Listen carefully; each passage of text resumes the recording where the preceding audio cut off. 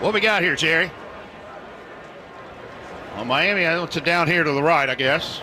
SMU has won the toss and deferred to correction, has elected to go on defense. First down, Miami. So there you go. Miami will have the football first. And it will be down here to the right in the south end zone. Miami picks the one that's got a few less people in it, in front of the Gary Weber end zone complex. SMU's had one overtime game this year, lost it in double overtime to Baylor here at Ford Stadium. We're tied at 20 with the 9th-ranked team in the country, the Miami Hurricanes. SMU, coming off the most disappointing performance of the season last week, has had an outstanding performance, largely by number 7 today. Yeah, and remember, each team gets possession on the opponent's 25-yard line the first 2 overtimes, but you've got to go for 2 after the touchdown in the second overtime, and the alternating 2-point conversions to start the third overtime. First and 10, Miami at the 25-yard line in overtime. They go left to right to the south end zone at Ford Stadium. Carson Beck, 26 of 37, 274 yards, 2 touchdowns, and an interception today. Miami's outgained SMU 415 to 363. Beck in a shotgun. Terry Webb, who went off injured earlier, back in. First and 10 at the 25 in overtime. Beck, he'll hand this one off, coming right to the 20, down to the 17-yard line, and that is Marty Brown. Remember, Mark Fletcher went off hurt when Terry Webb went off hurt, so this is their number 2 back, Brown, and he picks up 9. Yeah, he kind of struggled with his footing against Stanford on the natural grass. He's more of an inside zone runner. They run the counter that time. They had 2 blockers in front of that big boy. Second down and 1 at the 16 in overtime for Miami. Back in the shotgun with Brown to his right. Tight end motions into the middle of the formation. They hand it off to Brown, going left across the 15, first down to the 11-yard line before he is wrestled down by the Mustang defense. I think that's Kilgore in there for the Mustangs. It'll be first down and 10 at about the 11-yard line. They've been about 70-30 in terms of run-to-pass ratio last couple of drives. They're just trying to wear down this SMU defensive front. They're showing some signs of fatigue. I know that Miami offensive line is so good. It's so tough to play against them late. Under center, Carson Beck, first and 10 at the 11-yard line. Tony motions across. They'll hand this one off to Brown up the middle, breaks a tackle at the 10, but tripped up down at the 7-yard line. He'll pick up 4.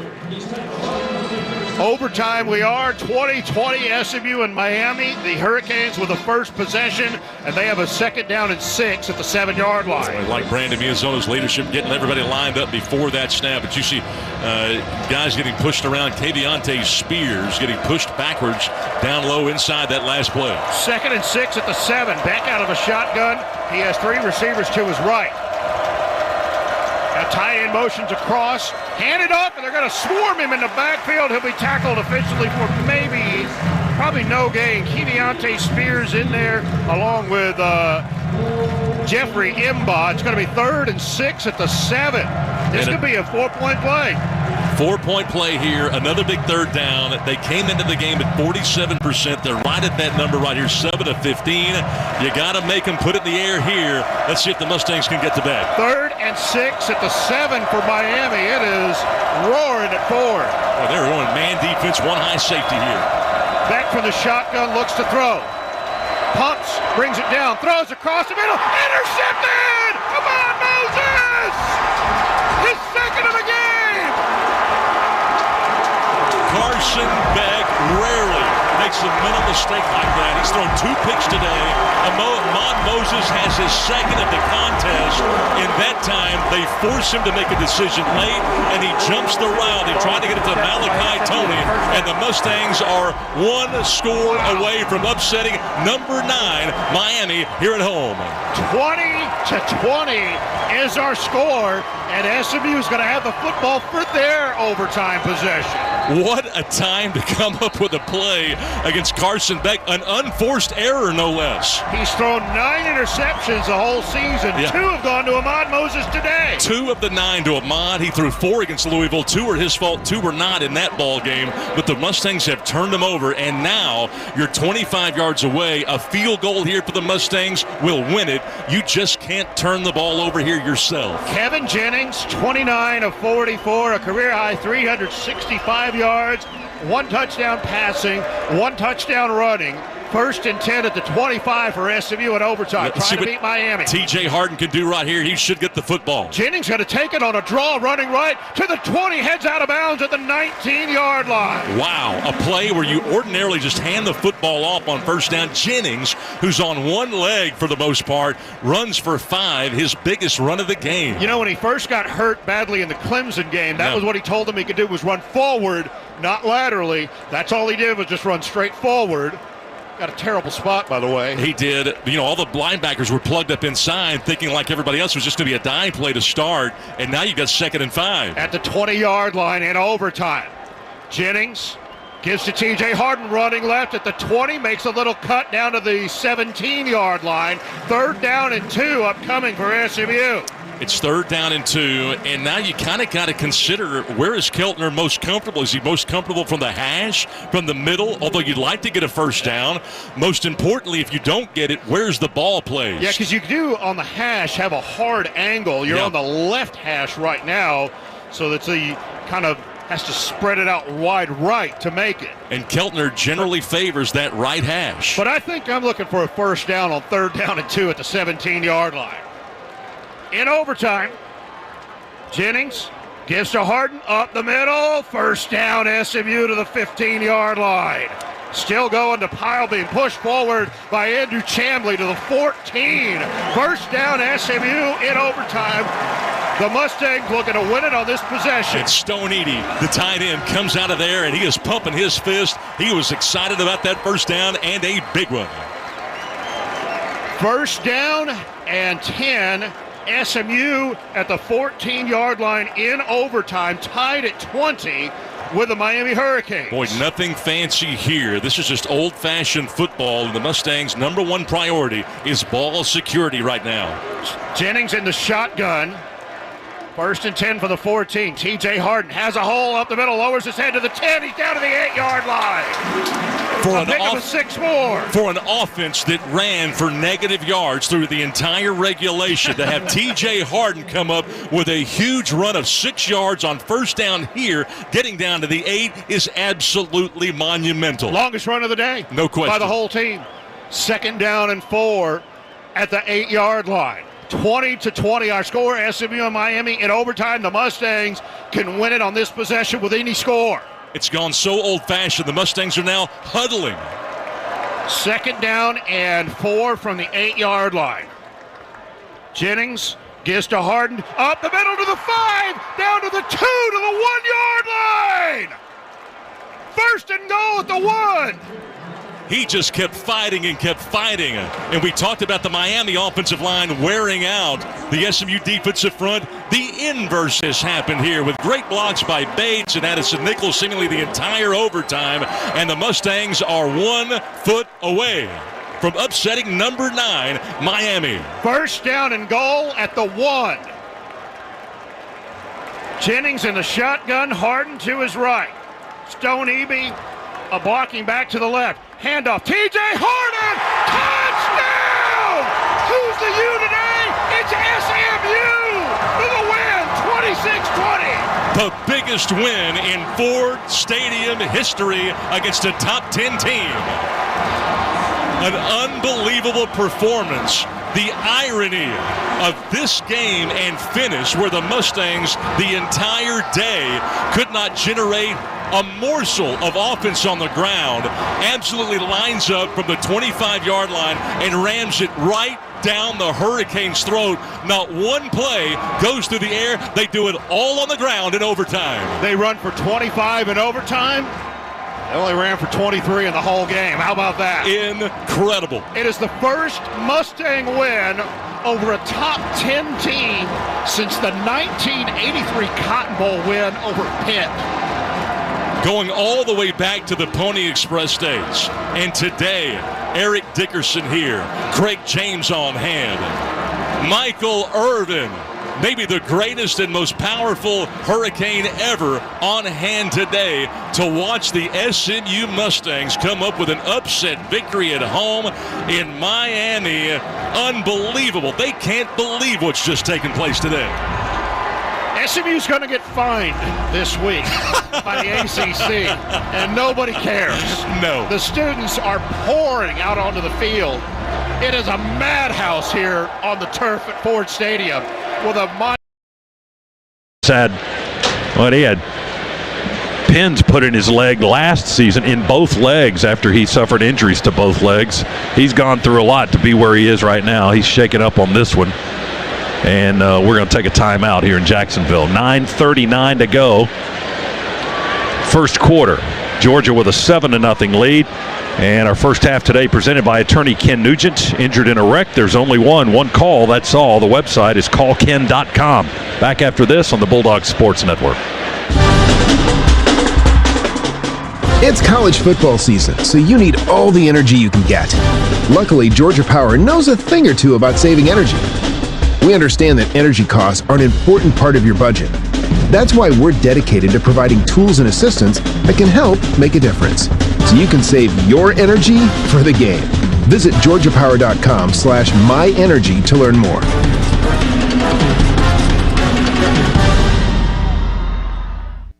At Kroger, you never compromise. You get high quality and low prices. Like you never compromise your meal with our spring salad mix, guaranteed fresh. And you never compromise your budget with low prices in every aisle. And you never compromise your appetite with our golden brown bread that's baked fresh in store. And you never compromise your wallet with our low prices. Kroger shoppers never compromise. Kroger, fresh for everyone. I'm Michael Morris from UGA Football, and you're listening to the Georgia Bulldogs Radio Network, brought to you by Georgia Power, powering the next play from the field to the community. A smooth, close Barbasol shave in the morning lifts your confidence. That rich, creamy lather will catapult you to greatness. Nothing can stop you today. Well, except that traffic jam. Barbasol, it's a can of can-do.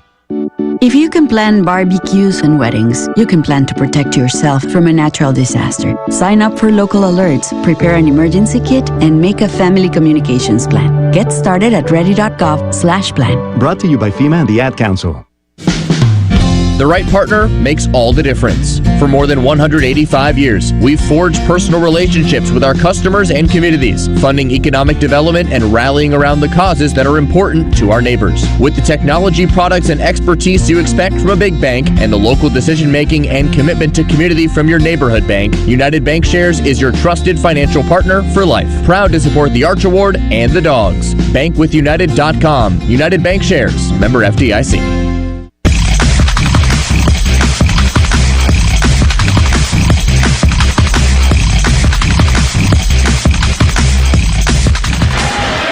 Bulldogs junior lineman Jordan Hall, who is from Jacksonville, assisted off the field and taken into the injury tent for the time being on the Georgia sideline. Josh Horton has checked into the game for the Dogs defensively. Back inside the Piedmont Healthcare radio booth with you. Georgia with a 7-0 lead. We're in the first quarter. Florida with a 3rd down and 8 coming up after they lost about 1.5 yards on that last play. 9:39 to go, first quarter. Gators with their first possession of the game. Lagway back in the shotgun. One receiver to his right, 3 to his left. And Baugh in the backfield to his right. Takes the shotgun snap, pressure up the middle, dumps it off to Baugh on the right flat. Baugh makes the catch, runs towards the first down marker. He's hit shy of it at the 42 as they blasted him into the Georgia sideline. He's going to be short of the first down. Dalen Everett, Ja'Cory Thomas made the tackle. And it's 4th down and about 1 yard, maybe a little bit less. Ja'Cory Thomas just absolutely destroyed Jaden Ball on the sidelines, and we see the replay up on the big screen here in Everbank Stadium. But what run support from the safety. That absolutely put the Dogs off the field on 3rd down. Great play. Gators with the punt unit on the field, but let's watch for this. Tommy Doman back in punt formation. They'll snap it to him, and he will kick it. And Zachariah Branch is back deep. Long, beautiful spiral by the Florida punter, and a fair catch is made at the 15-yard line for the Dogs by Zachariah Branch. 43-yard punt with a lot of hang time. No return by the Dogs. They take the fair catch, and they'll take the football with a 7-0 lead at their own 15-yard line. Let's check the Modelo scoreboard now, where SMU defeated Miami in overtime. That score just coming final a few moments ago. 26-20, the Mustangs over the Hurricanes. Elsewhere, games in progress. Virginia Tech leading Louisville in the second, 9-7. Notre Dame, Boston College underway in the first. They're scoreless. Maryland 3-0 leading Indiana in the first. And Kansas State with a 7-0 lead on Texas Tech also in the first quarter. Here it's 7-0 Dogs from our 15. We fake the pitch. Gunner wants to keep it and roll to the right. He's got Delp blocking in front of him, trying to stretch it out towards the sideline, looking for an opening. Not much there, and Gunner finally just sticks his head where he can, gets about a half a yard across the 15 to close to the 16-yard line. Gators were not fooled by the backfield action that time. They knew exactly what Georgia was trying to do, sneaking Gunner out the backside of the formation. So second down and a long 9. Denson made the tackle that time for the Gators. Bring Bell in motion, reverse motion around the backside of the quarterback. And Gunner going to roll to the right and throw on the run. Cash Jones makes the catch inside the 20 and pops out of bounds. Let's see where they mark him back. They're going to mark him back at the 16.5. They say he only got a few inches on that play. He was hit out of bounds on the Florida sideline by Devin Moore, one of the corners that's returning today after injury. So the Dogs still with a lot of work to do here. Third, about 8.5. Cash will stay in the backfield with Gunner Stockton. And a flag has been dropped at the line of scrimmage. False start. Offense, number 63, 5-yard penalty. Third down. Yeah, that's the first one of those we've had in a while. First one in a while. Lots of communication on that Florida defensive front, moving guys around, and as communication relayed down the offensive line, moved just a little bit before the ball was snapped. So a 5-yard penalty on the Dogs. The ball is back on the 11-yard line. So on this near hash, Georgia moving to the right. Drew Bobo up with a snap of the football back to Gunner, and they throw it a screen to Branch. He breaks the first wave of tackles, gets 5-6 yards after contact back up to the original line of scrimmage, or just short of it. And he put it back on about the 15.5. So Branch got about 4, maybe 5 yards of it back before Tyreek Sapp and Gums on that defensive line able to stop the play on the far side of the field, and now Georgia will quickly go 3 and out and have to kick it away. George Gums just hyperactive for this Florida defensive front early on in this ball game, Scott. Here's Brett Thorson with his first punt of the afternoon from Melbourne, Australia. Hangs it up high, not real deep, and it out of bounds into the Georgia sideline. Let's see where they're going to mark that. That was not a good punt by Brett Thorson, and certainly not what we've come to expect from the All-American. And they will spot it out of bounds at the Georgia 40-yard line. It looks like they're still moving around over there. Where are they going to put the ball down? He walked to the 40 first, and then now they're up to the 38-yard line, looks like. Yeah, they're trying to get on the same page with the officials marking the ball on the sideline and the guys with the ball on the hash marks on the field. And now they put it back on the 40, on the Georgia 40. It was only a 25-yard punt by Thorson. Gators 1st and 10 in plus territory. Lagway chased out of the pocket, wants to throw a deep ball far sideline, caught at the 3, and a touchdown. Eugene Wilson found a little pocket of green on that far sideline. Lagway saw him downfield on the scramble, hit him at the 3. He just turned and got into the end zone untouched on the far sideline, and the Gators get their first points of the game. It's 7-6 Georgia. Initially what looked like a broken down play, Lagway just rolls out to his right. Georgia loses a Florida receiver deep in the secondary, allowed him to get behind him on the scramble drill. 40-yard touchdown throw for Lagway. That's his 10th touchdown pass of the season. third touchdown reception for Eugene Wilson. And here's the point after try by Trey Smack. And the kick is up and good for the Gators. So a short punt gave the Gators outstanding field position, and they went one and done on that series. A 40-yard touchdown throw on the scramble by Lagway, and we're tied at 7. Timeout here in Jacksonville with 6:32 remaining in the opening quarter.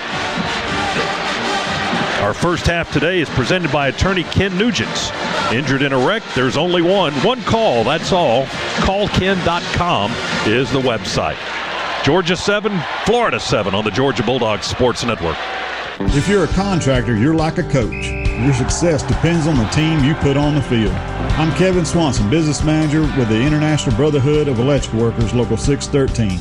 With over 5,500 skilled electricians right here in Atlanta, we provide the training, the reliability, and the experience to help you finish your jobs on time and under budget. If you're ready to grow your business with a team you can trust, let's talk. Visit IBEW613.org today.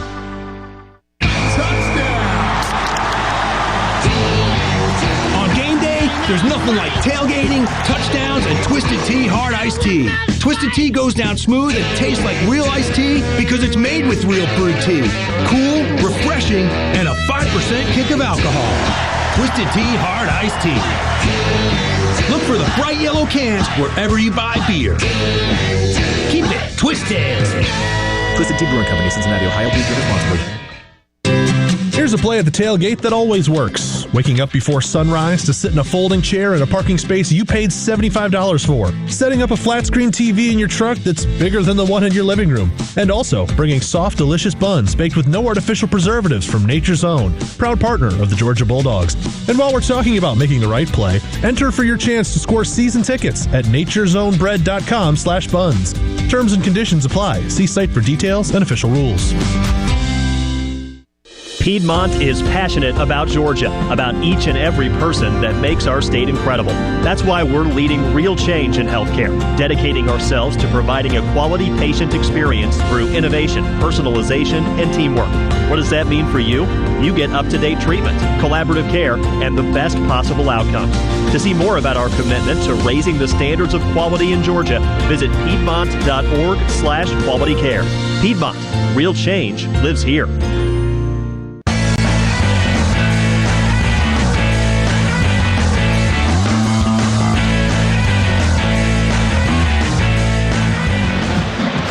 Back with you in the Piedmont Healthcare radio booth. Florida ties the game. A 40-yard touchdown pass, DJ Lagway to Eugene Wilson. It was a one-play, 40-yard possession. It took 7 seconds to get in the end zone on that series to tie the game at 7 apiece. The drive summary brought to you by Avocados from Mexico. Always good. And now Florida will kick it off again from the riverside of the stadium, so right to left, south to north here at Everbank Field. Zachariah Branch, the deep man for Georgia, and he'll settle back on the 1-yard line to take Trey Smack's kick coming up here momentarily. The Georgia Bulldog Sports Network is brought to you by Georgia Power. We're here for the win. Georgia Power is here for you. Gators with 5 players each to the right and left of Smack, lined up in a stack formation. Now they break across the 30-yard line. A little bit staggered there as Smack approaches the kick. And he sends this one high, end over end, sailing into the end zone again. And Branch will watch it bounce and walk away as they take the touchback once more. 1st and 10 on the 25 coming up for Georgia as we go down to the Ken Nugent sidelines and DJ Shockley. Shock. Hey, fellas, update on Jordan Hall. I'll go down. He has a right leg injury and is out for the game right now.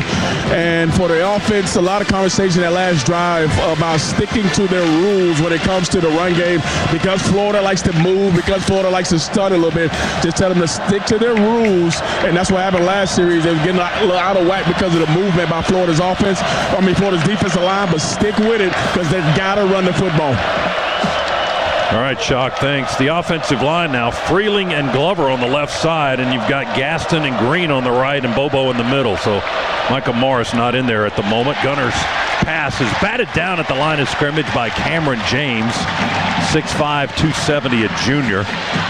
Batted it down, incomplete. It'll be 2nd and 10. Cameron, the leading sack man for Florida, with 2.5 sacks on the season, realized he was not going to be able to get to Gunner, just got his hands up in the passing lane. 2nd down from the 25 coming up for the Dogs. Frazier in the backfield. Branch and Thomas to the near side for Gunner. And Delp and Bell to the other side. We throw it to Branch with a blocker. And the right flat, Zachariah pinned in. Gators are keeping him hemmed in nicely, although he was able to get up to where the 28-29. He was tackled right in front of the Florida sideline. They got a big banner up there, and you can't really see where the ball goes out of bounds, where the player goes out of bounds. Javari Flowers, the freshman corner, is the guy that made the tackle. So the line of scrimmage is now just across the 28. About a 3-yard gain or so for the Dogs. And 3rd down coming up. Pass play, Gunner Stockton off the fingertips. Batted pass intercepted by the Gators. Moore caught the tip pass. Ernest Green makes the tackle on the Gators sideline. Florida again has the ball in plus territory. It was off the hands of Noah Thomas. Ball just bounced up in the air, and then it was Devin Moore that caught the tip, the senior from Naples, and it's an interception, 2nd of the year for Gunner Stockton, and it goes Florida's way, and they'll have the ball on the Georgia 40-yard line to start the possession. Florida brought pressure. Georgia did a good job picking it up. Gunner did a good job delivering the ball on target. Just got to catch that football. Well, now they have moved it off the 40 to the 38-yard line. The officials seem to be having some difficulty spotting the football multiple times today. So it's on the Georgia 38 after an interception. Will they go for the end zone here on a quick one? Lagway in the shotgun. Play fake. Drops back. Throws it over the middle. It's caught by Wilson at the 18. Down to the 10-yard line and tackled there. Tackled by Ja'Cory Thomas, the safety. A quick strike by the Gators. Wilson shook the Georgia defender in the middle of the field and got himself wide open.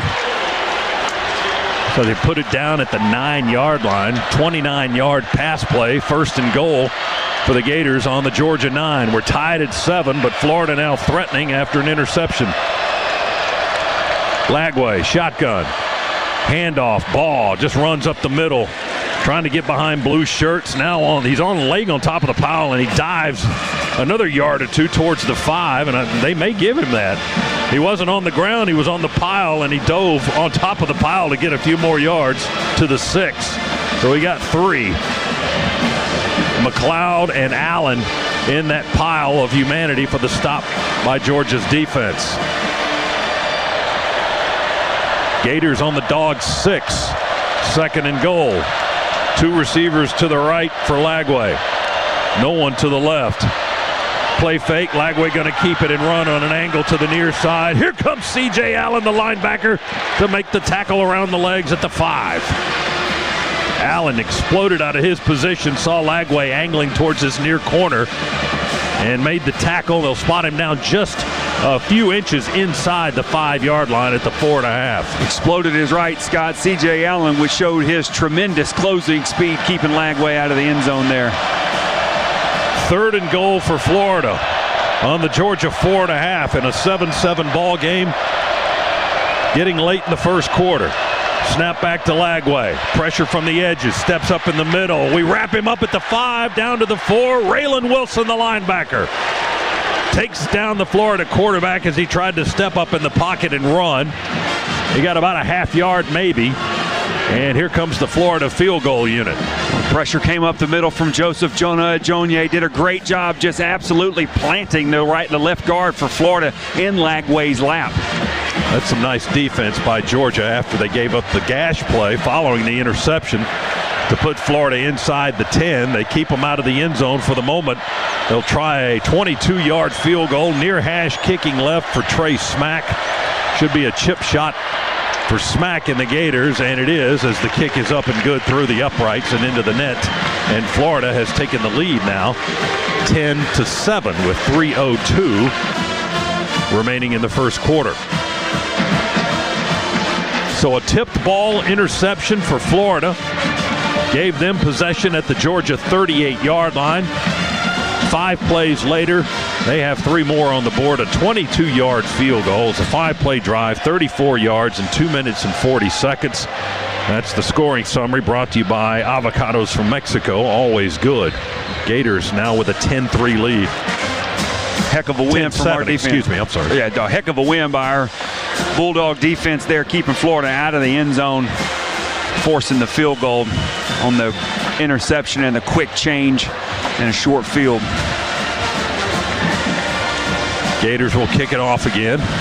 Would be nice if we could get a return out of Zachariah Branch. He's such an electric player, and you just feel like this whole play always goes to waste. Well, they're kicking it at him, but they're kicking it just a half a yard deep. I'm like you. Let's catch it and go.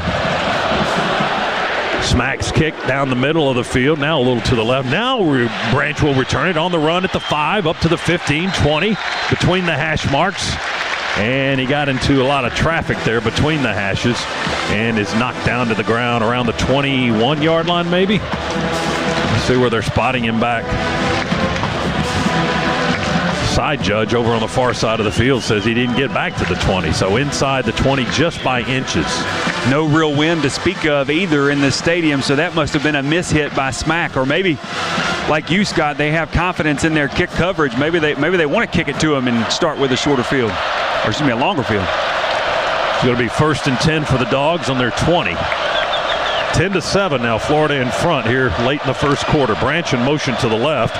Give it to Nate Frazier.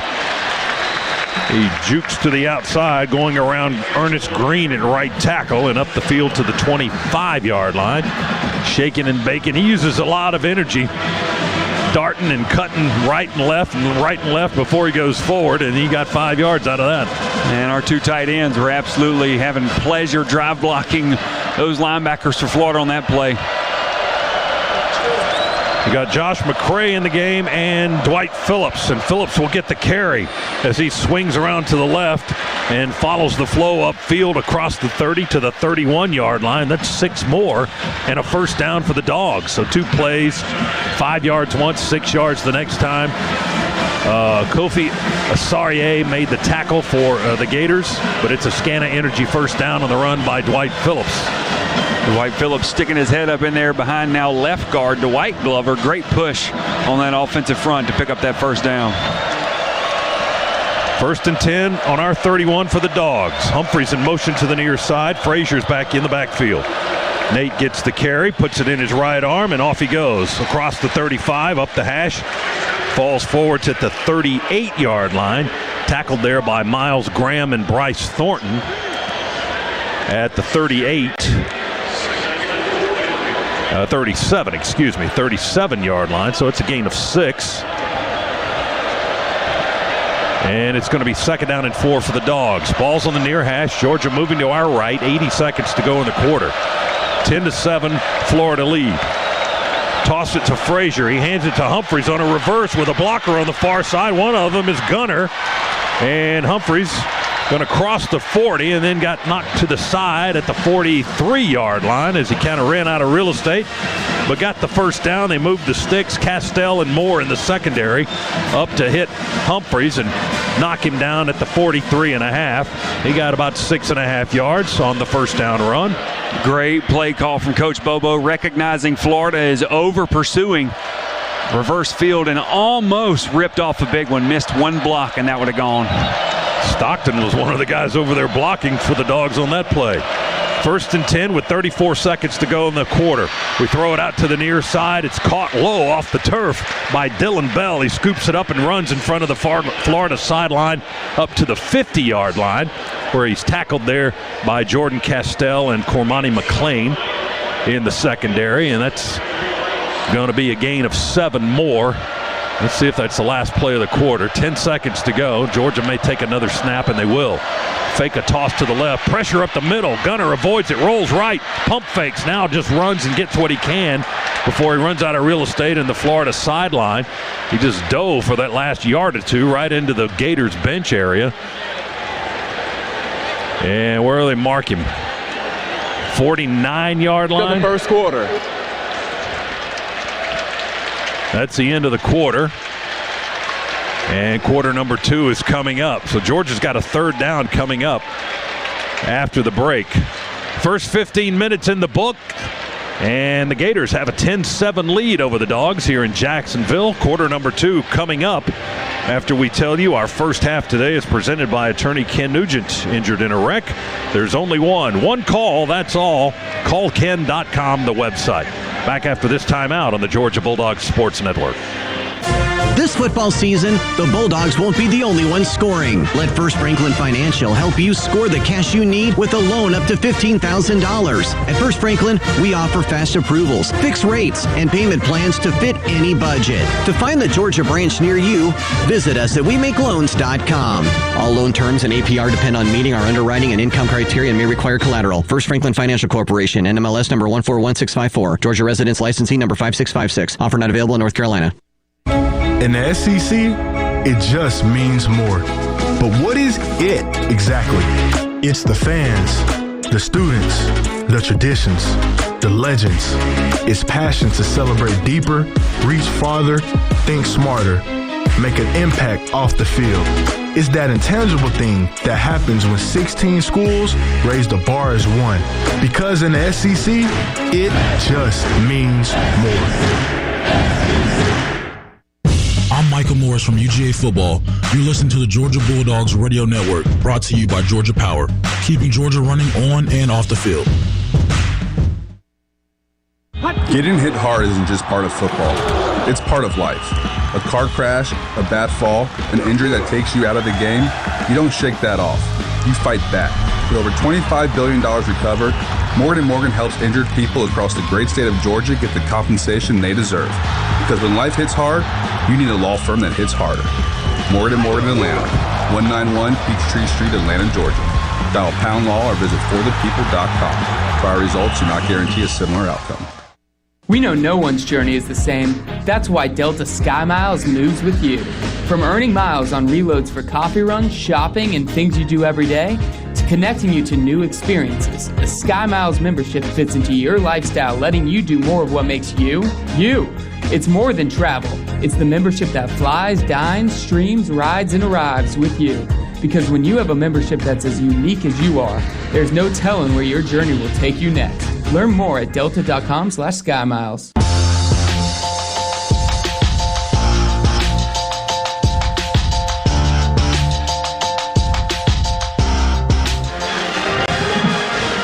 Along with Josh Brock, Scott Howard back with you inside the Piedmont Healthcare radio booth. As we go to the second quarter of this matchup today between Georgia and Florida. Let's take a look at our first quarter recap. Presented by Ag South, Ag Georgia, and Southwest Georgia Farm Credit. Loans for land and farms. Georgia with 100 yards of total offense. Gators with 96. The Dogs have passed for 69 and rushed for 31. The Gators have done most of their damage through the air. 87 yards passing, only 9 yards on the ground. Florida with a 10-7 lead. And Georgia's made some mistakes in that first quarter. A short punt by Brett Thorson allowed the Gators to start a series in plus territory. One play and a 40-yard touchdown throw from Lagway to Wilson. And then after a tipped ball interception by the Gators, they turned that into a short 22-yard Trace Mack field goal. And Georgia's scoring came first. It was on an 8-yard throw by Stockton to Dylan Bell. So that's all the scoring right now. McCray in the game on third down. A fake and a keeper by Stockton as he runs it straight up the middle of the field over the logo at the 50-yard line. Got the first down on third down there. Picks up the Scana Energy first down on the run by Gunner Stockton to the Florida Gators 46-yard line. Nice read from Gunner. You had the backfield motion with coming from the right side of the formation to the left side of the formation with Dylan Bell. That drew the eyes of the Florida linebackers, which gave Gunner a little hole to stick it up in to get the first down. Out of the pistol, Frazier in the game. Play fake. Gunner sets up, throws, deep ball down the middle. It's going after Landon Roldan and overshoots him down inside the 5. Incomplete. Ball landed in the end zone. And the Georgia receiver was sliding around the 5-yard line trying to get to that ball. He had one man covering him downfield. So the freshman from Bogart, Georgia, North Oconee High School, getting a chance there. And the Dogs were unable to connect. Jordan Castell was the man in coverage for the Gators. 2nd down and 10. Ball's on the Florida 46. Florida with a 10-7 lead on the Dogs. Cash Jones in the backfield with Gunner. Snap back out of the shotgun. Stockton with time. Now he moves to the right, rolls to the right, wants to run, directing some traffic, gets to the sideline as he's shoved out of bounds inside the 45 at the 44 by the linebacker Jaden Robinson, who was chasing. Got a couple there. A 2-yard run on the scramble. 3rd down and 8 for the Dogs at the Florida 44. Just underway here in the 2nd quarter. Dogs trail by 3. Cash Jones stays in the backfield here for 3rd down. Now Gunner wants to look to the sidelines, to his right, to the Georgia bench area. Gets a new set of signals perhaps. And here we go, back in the shotgun. Gators bring a lot of pressure, and he'll throw it down the middle, and it's incomplete. Trying to find London Humphreys, the sole receiver down deep for Georgia. He was at the 30-yard line. That ball went whizzing right by his head, and at least 3 Gator defenders incomplete. Long developing route, the square in down the middle of the field. If the throw was there, it's hard to tell if the safety for Florida actually made contact early or not. No flags on that play. Georgia back in punt formation. Brett Thornton will try to pooch it in now from the 44-yard line. Angling it to the right. Backspin, high hanging punt. Fair catch called for at the 10.5 by Eugene Wilson, the redshirt sophomore for the Gators. So Florida will have the ball right there at that spot on the fair catch. 33-yard punt on the pooch punt by Brett Thorson. Florida with a 10-7 lead here in quarter number 2. Visit your local Toyota dealers for great offers on trucks during Truck Month. Truck like you truck in a 2025 Toyota Tacoma and Tundra. Toyota, let's go places. And defensively, Scott, Florida's made a couple of adjustments after that first drive. They're dropping so many people in zone coverage, putting hands all in the passing lanes that Georgia's trying to throw through. Florida on the 11. Snap back to Lagway. He'll hand it off inside. Now here's ball bouncing out of that pile in the middle to the right and finding a little bit of running space up to the 15-yard line. Dalen Everett had to drag him down. Ball got to the outside. He ran it up the gut, and there wasn't much there. He just bounced out. Kristen Miller went diving after him, couldn't get a hold of him, but Everett did after a 5-yard pickup. Shows you how tough ball he is. Elijah Griffin had a hold of him in the backfield, Scott. He just keeps on running out of the pistol. They give it to him again. He moves behind the pile to the left, now cuts back right away from his blocking and into the teeth of that Georgia defense, but manages to get up close to the 19-yard line, a gain of about 4. C.J. Allen, the linebacker, makes the tackle for the Dogs. There's 2 misses in the backfield almost for the Dogs. Jonel Aguero had him in the backfield again and just missed. Allen, with his 3rd stop of the afternoon, came into the game the 2nd leading tackler by game in the SEC. A snap to Lagway. Going to keep it after the fake and roll to the right. Nothing there. Here's Dalen Everett going to grab a fistful. And then the cavalry arrives, and Wilson and Bolden all drive Lagway back to the 10-yard line. Forward progress was up around the 15-yard line. Dalen boxed him in, grabbed a hold, and then he took a shot from Bolden and Wilson, Lagway did. But the line of scrimmage, though, Josh, they say the 16-yard line. That's very generous. You're not kidding. Florida will have to punt it away. Good defense on 3rd down by the Dogs that time. Here's the 4th down punt by the Gators. And this is Doman, who hangs it up high and long. Down to the 40, fair catch by Zachariah Branch, about 2 yards away from the Florida sideline. A 44-yard long hanging punt, no return. Dogs with good field position, however, as they will take over on their own 40-yard line. We got a timeout here in the second quarter. 11:35 remaining in the first half, with the Gators leading the Dogs by 3. It's 10-7 here in Jacksonville. Our first half presented by attorney Ken Nugent. Injured? You know who to call. There's only one call. CallKen.com. Back in a moment on the Georgia Bulldogs Sports Network. Hi, I'm Gunnar Stockton, quarterback of the Georgia Bulldogs. And I'm Ken Nugent, proud sponsor of the Georgia Bulldogs and Georgia's favorite personal injury attorney. This season, Ken and I are teaming up to make our touchdowns count even more. That's right. For every touchdown the Dogs score this year, I'm donating $200 to the Boys and Girls Club here in Athens. It's about giving back to the kids in our community, and that's something we can all cheer for. And remember, big hits don't only happen between the hedges. May I? One call, that's all. Hey, that was pretty good. One call, that's all. Kick off your game with Georgia Peanuts. Power-packed with protein, essential nutrients, and great taste, Georgia Peanuts are the MVP for affordability, sustainability, and nutrition. To score life touchdowns while cheering on the Dogs, look for Georgia Peanuts in Sanford Stadium concessions or visit gapeanuts.com to order online. This message is brought to you by the family farmers of the Georgia Peanut Commission. Peanuts! Get your peanuts! This is Michael Morris from the Dogs, and you're listening to the Georgia Bulldogs Radio Network, presented by Georgia Power. They're here for you in the Bulldog Nation with tools to help manage your energy and your budget. With holiday chaos around every corner, the minute you step into your BMW, you're in control. The BMW X3's adventure-ready agility is built for wherever the holidays take you. The effortless power of the X5 makes it easy to take on the season, and the iconic 3 Series is an exhilarating escape. The BMW Road Home sales event on now. BMW, the ultimate driving machine. Hurry in for exceptional offers through November 30th. Game days start with Community Coffee, proud coffee partner of the Georgia Bulldogs. Community's story began over 105 years ago from a simple belief that great coffee has the power to bring people together. After 5 generations, their family's still roasting smooth, rich coffee that builds community one cup at a time. Community Coffee, community in every cup since 1919. Discover more at communitycoffee.com.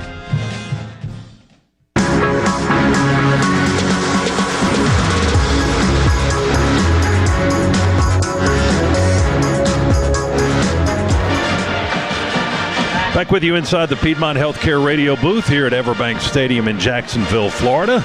Georgia football brought to you by Barbasol Shaving Cream. Why pay more for gels when Barbasol delivers an instant thick lather for a close, comfortable shave? Choose Barbasol, a quality shave and trusted value. Georgia football, 1st and 10 on the 40, trailing Florida 10-7 here in the second quarter with 11:35 remaining.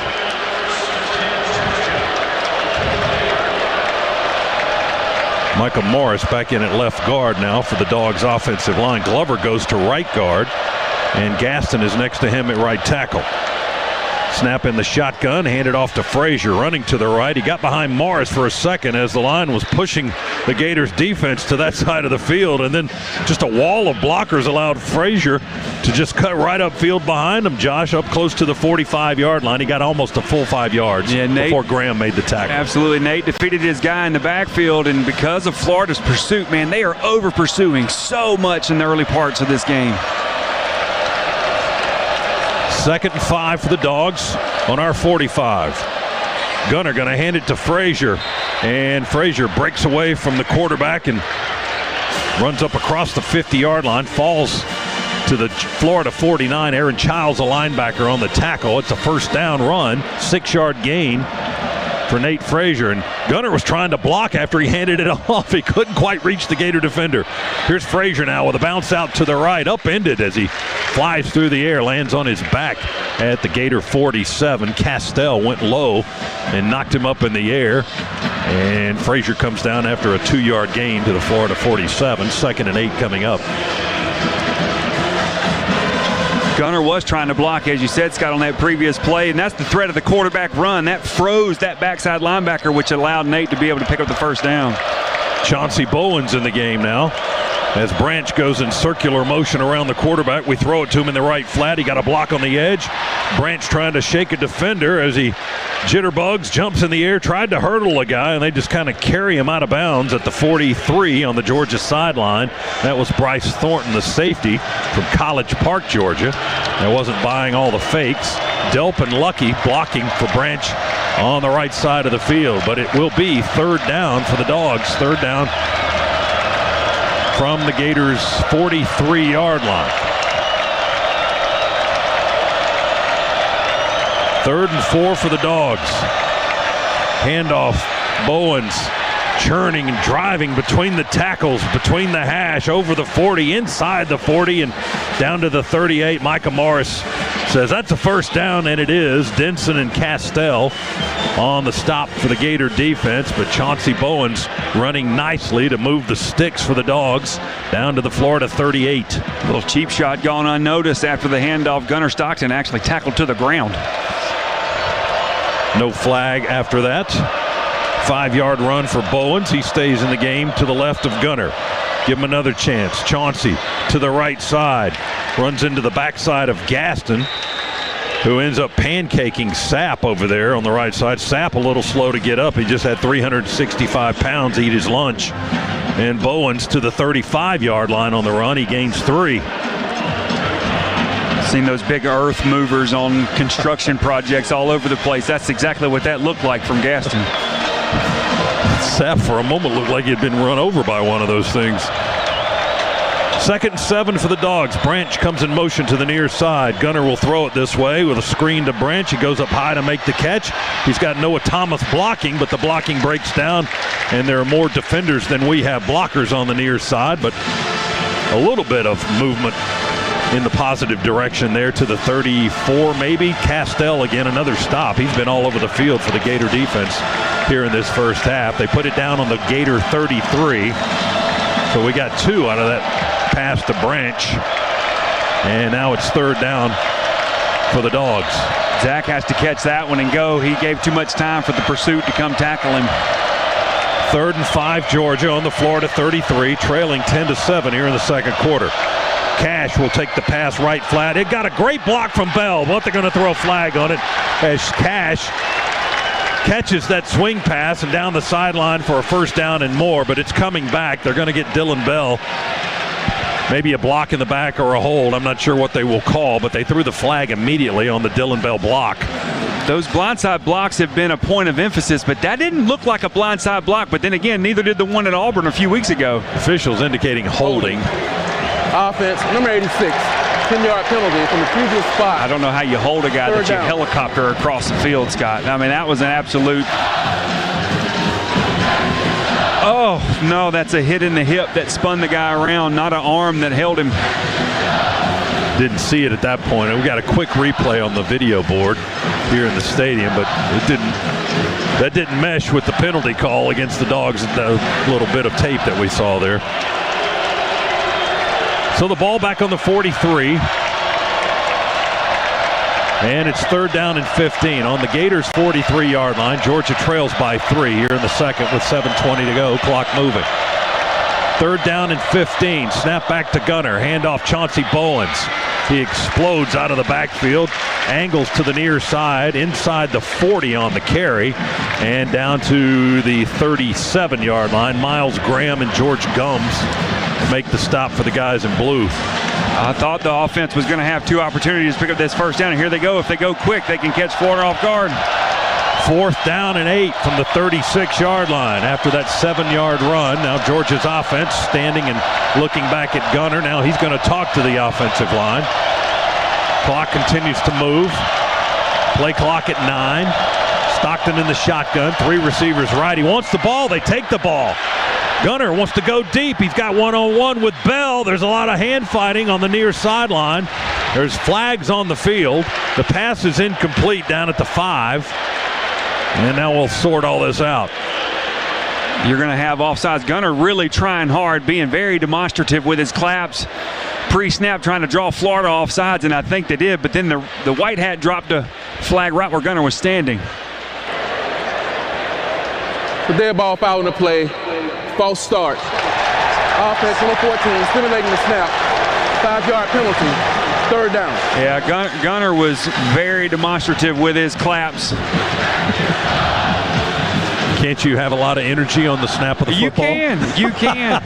But I think he had too much head movement in it. Too much deception there? Is that what they're seeing? That's a bogus call, buddy. Well, because you also, too, had the side judge on the Georgia sideline throw the flag first for defensive offsides. That's what Georgia's coaches are questioning on the far sideline now. Now the officials are going to huddle up again. These guys were posing for photos on the logo before the game, by the way. The officiating crew. But they're not having a photo type first half. Well, and Drew, the center, is taught as soon as he sees that Florida player step into the neutral zone, snap the football. Whether anyone's ready or not, watch Drew. Well, no one can. We can watch it. None of our listeners can. But as soon as that defensive end, number 15 for Florida, came across. Clock operator, please put 6:36 back in the game clock. Jaden Woods for Florida stepped across into that neutral zone. Drew snaps the football instantly because that's what he's taught to do. Well, we see quarterbacks all the time, too. When the play clock is winding down, they get more demonstrative in their hand claps and they want the football. And that's what Gunner was doing in that instance. And he got flagged for it. And now we'll have to punt it. Man.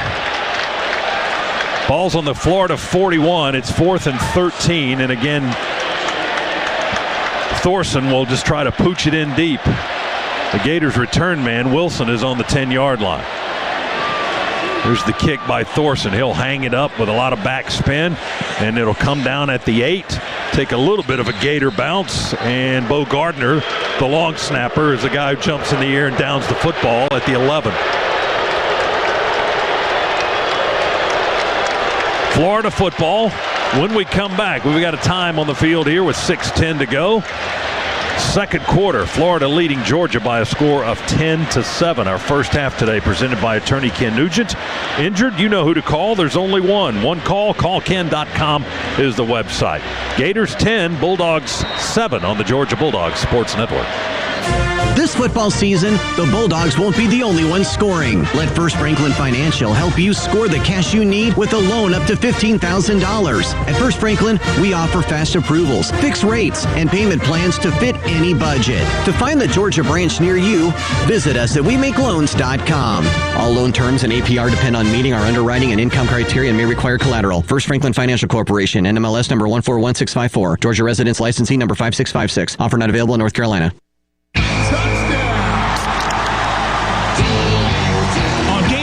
There's nothing like tailgating, touchdowns, and Twisted Tea Hard Iced Tea. Twisted Tea goes down smooth and tastes like real iced tea because it's made with real brewed tea. Cool, refreshing, and a 5% kick of alcohol. Twisted Tea Hard Iced Tea. Look for the bright yellow cans wherever you buy beer. Keep it twisted. Twisted Tea Brewing Company, Cincinnati, Ohio. Please drink responsibly.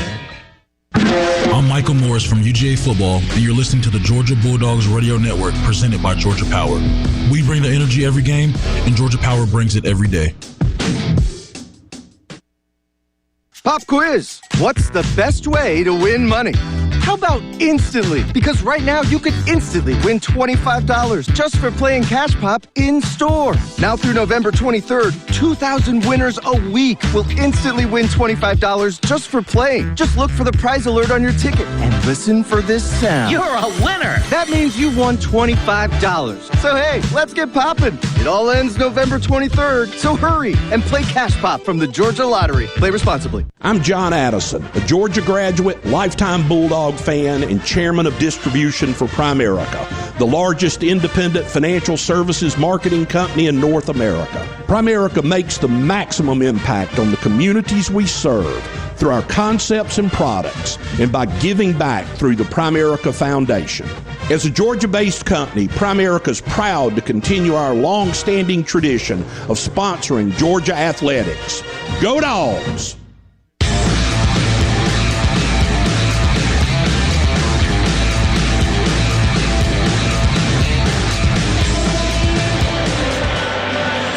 Florida leads Georgia 10-7. Back inside the Piedmont Healthcare radio booth. Glad to have you along today. Let's go down to the attorney Ken Nugent sidelines. And DJ Shockley. Shock, you got an update on what was just transpiring with the penalty markers. So, fellas, after a little investigation, I found out they said it was similar to what you just mentioned, Scott, but they said Gunner's clapping was a little bit too demonstrative, and that's what they called a penalty on, was on Gunner and his demonstrative clap there. Well, maybe we'll golf clap for the next snap and see if they like that. Oh, my goodness. Yeah, we can do the Kirby Smart clap. I'm not sure how you determine what's too demonstrative and what isn't in that instance.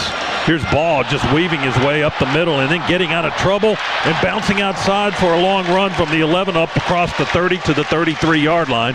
22 yards. Should have been stopped after a 2 or 3 yard gain in the pile. He just bounced outside and off he went on the near sideline. Xavier McLeod was not able to get him down in that pile, and Ball able to rip off 22 up to the 33-yard line. 1st and 10 Gators. They get out of a hole with that run. Ball now with 37 yards on 5 carries today. Here's a throw by Lagway down the middle. Diving effort by the Gators at the Georgia 40. Amir Jackson, the tight end, left his feet, tried to stretch out for that one, and the pass just too long from DJ Lagway. It's a long, incomplete throw. It'll be 2nd down and 10 now for Florida on the 33. That's the first incomplete pass for Lagway today. He's 5 out of 6 in the game. 5:36 remaining here in the second quarter. Florida with a 10-7 lead. Lagway in the shotgun. One back to his left. That's Ball. Pressure up the middle. Pushes Lagway out of the pocket. Rolls to the right. Pump fakes to the sideline. Now just throws it into the Florida bench. It was caught out of bounds by his big tight end, Hansen, but it was incomplete. He was several steps out of bounds. So it's 3rd and 10 now for Florida. Here's a money down for the Georgia defense. Get a stop here and get the ball back. Well, and that was a great effort from our 2 guys in the middle, as you pointed out, Scott. The middle rush has been on point today for the Dogs, pushing that middle offensive line of Florida back into Lagway's lap, forcing him out of the pocket. No Jordan Hall. He went out of the game earlier with an injury. We got Miller in there and Harris. Here comes pressure. We bring 5, but flags and whistles. Hang on a minute. And now some stuff going on back in the Gators backfield with their quarterback and one of our guys and one of their linemen. Start. Offense, number 71. 5-yard penalty. 3rd down. Roderick Kearney, a redshirt sophomore from Jacksonville, is a guy that moved early. And that's a 5-yard penalty. Back them up a little bit more. 3rd and 15 now for the Gators from their own 28. And Georgia's had success rushing against that right side of Florida's offensive line, the side opposite of preseason All-SEC Austin Barber.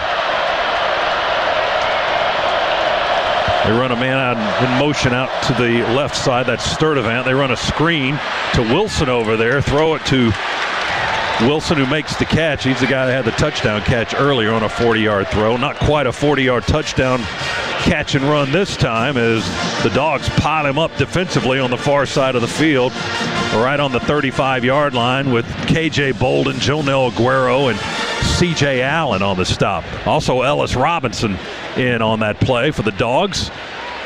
And it's 4th down and 8 as the Gators are in punt formation after about a 6-yard pickup there on that play. So they'll kick it back to the Dogs here with Doman hanging it up high. Kicked it away from Branch. Oh, it took a Gator roll and into the end zone, fortunately, as it hit at the 20 and rolled into the end zone the last 20 yards for a touchback. So the Dogs will get the ball on the 20 and have it 1st and 10 with 4:38 remaining in the second quarter. Georgia with some work to do. We still trail the Gators by a score of 10-7. Our first half today is presented by attorney Ken Nugent. Injured? You know who to call. There's only one call. Callken.com is the website. Back to Jacksonville right after this timeout on the Bulldogs Sports Network. There's nothing quite like Saturday between the hedges at Sanford Stadium. And as an official partner of the Georgia Bulldogs, the Hoffman Financial Group knows that in retirement, every day is Saturday. Whether your goal is to follow the Dogs to every game, home and away, or gather with your friends to watch at your own doghouse, the Hoffman Financial Group is here to help. We all have dreams of when we want to retire and all the fun things we want to do. But then, all the questions come up. Did I save enough? What if taxes go up? What if the market goes down? The Hoffman Financial Group can help answer those questions and more with a complimentary portfolio x-ray. Get your game plan for retirement started today. Call 770-758-6288. That's 770-758-6288. Or online at unleashyourmoney.com and set up your free portfolio x-ray. Investment advisory services offered through Brookstone Wealth Advisors, a registered investment advisor. Insurance and annuities offered through the Hoffman Financial Group, Inc. Georgia Insurance License 163546. Piedmont is passionate about Georgia, about each and every person that makes our state incredible. That's why we're leading real change in healthcare, dedicating ourselves to providing a quality patient experience through innovation, personalization, and teamwork. What does that mean for you? You get up-to-date treatment, collaborative care, and the best possible outcomes. To see more about our commitment to raising the standards of quality in Georgia, visit piedmont.org/quality care. Piedmont, real change lives here.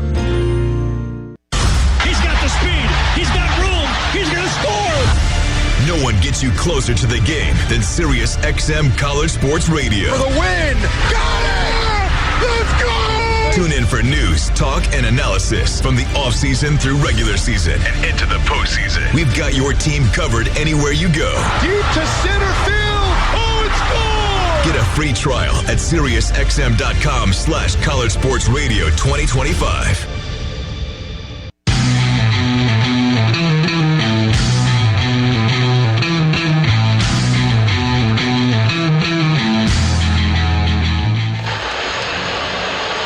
Thanks for joining us today, Bulldogs football. We're back inside the Piedmont Healthcare radio booth here in Jacksonville. And Georgia football is brought to you in part by Modelo, the official import beer of your Georgia Bulldogs. Grab a refreshing Modelo Especial brewed for full-time Bulldogs fans. For 21 and up only, please drink responsibly. After the touchback on the punt by Florida, the Dogs will start on their own 20-yard line. Georgia with 140 yards of offense, Florida with 130. Gators doing most of their damage through the air. Georgia's a little more even. Number of plays, a big discrepancy there. This is our 33rd play. The Gators have run half that. They've had 16 plays, yet they lead 10-7. Out of the shotgun, play fake to Frazier. Gunner was left alone for a fraction of a second. Then he tried to pull it down and just step up in the pocket, maybe take off running, and didn't work out for him. He's going to be dropped for a loss at the 19-yard line as the pocket was squeezed. Mekhi Barrow, the guy who had the game-saving interception to help Florida defeat Mississippi State 2 weeks ago, made that tackle, gets the sack for a loss of 1. Second down and 11 for the Dogs at the 19. Our offense, Josh, not quite as fluid as it was against Ole Miss 2 weeks ago. Not quite. 3 receivers to the near side for Gunner Stockton. He'll throw to one of them, a screen to Branch. Branch got a block at the 21, splits his 2 blockers, and tackled at the 25 and a half, and a flag down right behind the tackle at the 23-yard line. Frazier going to pick it up and hand it to the head linesman, who pitches it right back down on that spot. And that's going to be a hold, I think, on Georgia. Holding. Offense, number 4. 10-yard penalty. Second down. They got Oscar dealt for a hold. Dogs, the least penalized team in the Southeastern Conference coming into today's game. However, we have been penalized more than the Gators in this game here in the first half. The hands got on the outside shoulder pad just a little bit. Good call. Second down, 18 for the Dogs. Ball's back on our 12. Georgia in white jerseys, silver breeches, red helmets, trying to move to our left. Get out of the shadows creeping along the field here in the south end of the field. And Gunner's going to go deep. Long pass up the numbers and overthrows Dylan Bell, who was running in man coverage. Around the Gator 40, 35-yard line. The pass sailed over their heads and incomplete, and now Bell will exit the field. Open receiver, got to put it on him, Scott. Dylan Bell did his job. Got past the Florida corner on the near sideline and had a step running down the left side of the field. Too much muscle on that throw by Gunnar Stockton. 3rd and 18 on the 12. Be nice to get out of this little bit of hole, even if you have to punt it away. Give Thorson a little bit more room to work with. We fake the throw to the flat. Gunnar pulls it down and runs up the field across the 20 to the 25 and knocked down there.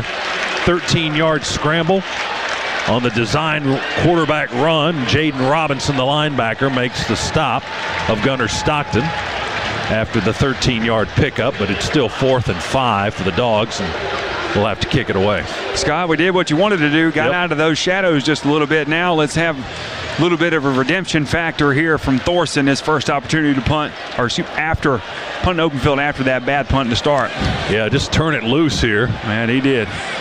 He angles it away from the return man. Oh, then he gets a Georgia roll. That's going to bounce from the 25, hit the turf there, and roll down inside the 10. He flipped the field. Mission accomplished right there, and he gets a nice hand as the Australian from Melbourne goes to the sideline for the Dogs. 67-yard punt, his longest of the season, and one of the longest of his career, with the high hanging punt and then the bounce and roll at the end, and they'll spot the Gators down at their own 9-yard line. Yeah, that's the Brett Thorson punt that we're so used to seeing. Just absolutely flips the field for Georgia. Now here you sit, 2:34 to go. Georgia with all 3 of its timeouts left. That flip of the field on the special teams play could give Georgia another shot to get the ball here in the first half. Dogs on defense here. Gators on the far hash, moving right. They hand it off to Jaden Ball. He finds a crease outside at right tackle, and he angles this way across the 10 to the 13-yard line. Dogs had 2 players close in on him. C.J. Allen, who's made a bunch of tackles already, and Jonel Aguero. Another stop for him at the 13. The gain was 4. 2nd and 6. Clock moving. Florida most likely going to let it tick down to the 2-minute mark, as is Georgia. Neither team will use a timeout to stop the clock with 2 minutes to go in the half.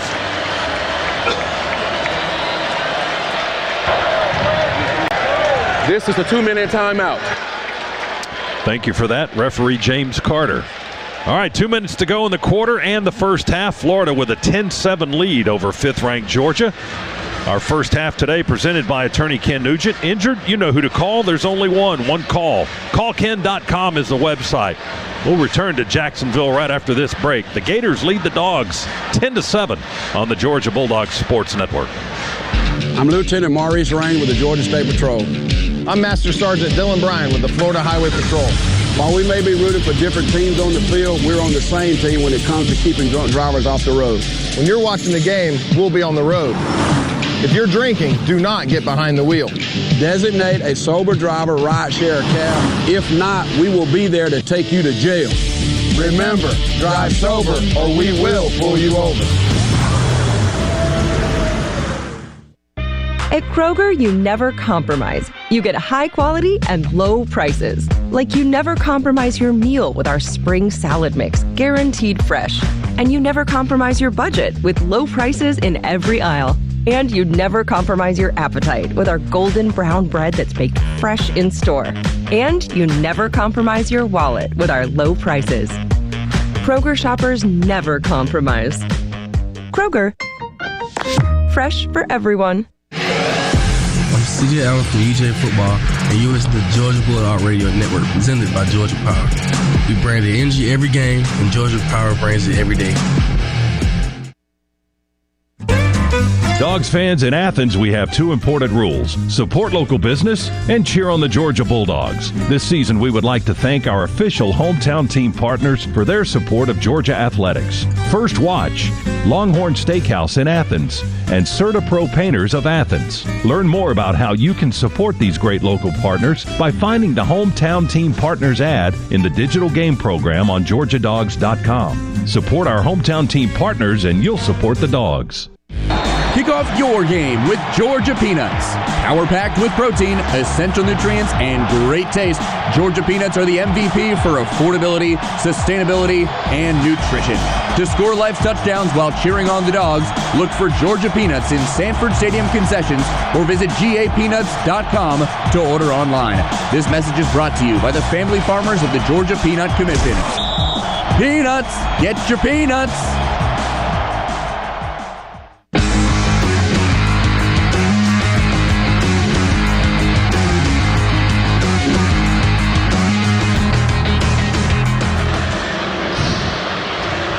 Two-minute timeout here in the second quarter with Florida up by 3 on the Georgia Bulldogs. 10-7 is our score here in Jacksonville. Let's pause 10 seconds. Station identification on the Bulldogs Sports Network.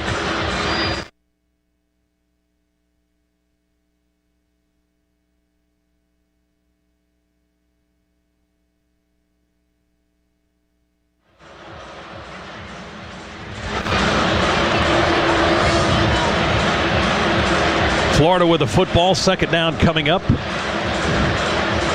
2nd and 6 from their 13-yard line. Both teams still bathed in the sunshine here and getting towards the late afternoon here in Jacksonville. Shadows on the opposite end of the field right now.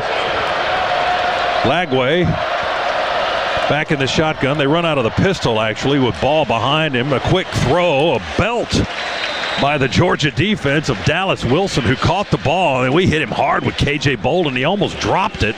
He was able to re-catch the football down around his hips as Bolden makes the stop at the 19-yard line, but they get 6 out of that play, and it's a first down. And Bolden with a serious blow right there as Dallas Wilson felt it, the freshman from Tampa, and he almost dropped the football. Now the officials stop play. The previous play is under review for targeting on the receiver. Oh, my goodness. All right, they're going to take a look at that one, as you heard referee James Carter. So the play is under review, brought to you by Pruitt Health, where family makes us stronger, proud partner of the Georgia Bulldogs. They're going to look at possible targeting on the hit made by KJ Bolden. The head was down, and it was a hard collision, but I don't think it was to the head or neck area of the receiver. I think a lot of the reason why, Scott, you and I both saw the ball juggled by the Florida receivers, because the receiver lowering his head too in that situation, but going after the ball, the helmet hits on the ball, which is what makes the receiver juggle the football. Yeah, looking at that replay on the video board here in the stadium, it didn't look like KJ didn't launch. No. He hit below the head and neck, kind of on the shoulder pad. I think this is a quick review. This is a negatory. That's going to be my guess. They finished the review. Here's James Carter. After video review, personal foul, target number 4 of the defense. Crown of the helmet. A 15-yard penalty is enforced from the end of the run. First down. Wow. Number 4 is disqualified for the remainder of the game. And it's an amazing thing here, too, right? So that's equally targeting on the offensive player as well as he lowered his head also. But you never see targeting called on an offensive player. Although it says in the rule book that they can be called for it. As a defensive player in today's game like that, I just don't know what you do. KJ Bolden coming in did a great job. He was trying to put his helmet on the football, which is what you're taught to do ever since you're 5 years old.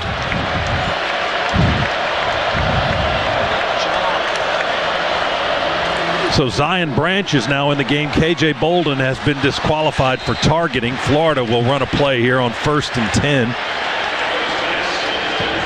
From the 35-yard line, and Lagway's pass out into the right flat. He tried to drop down and sidearm, and incomplete. He had felt some pressure from Quintavious Johnson, Georgia's outside linebacker.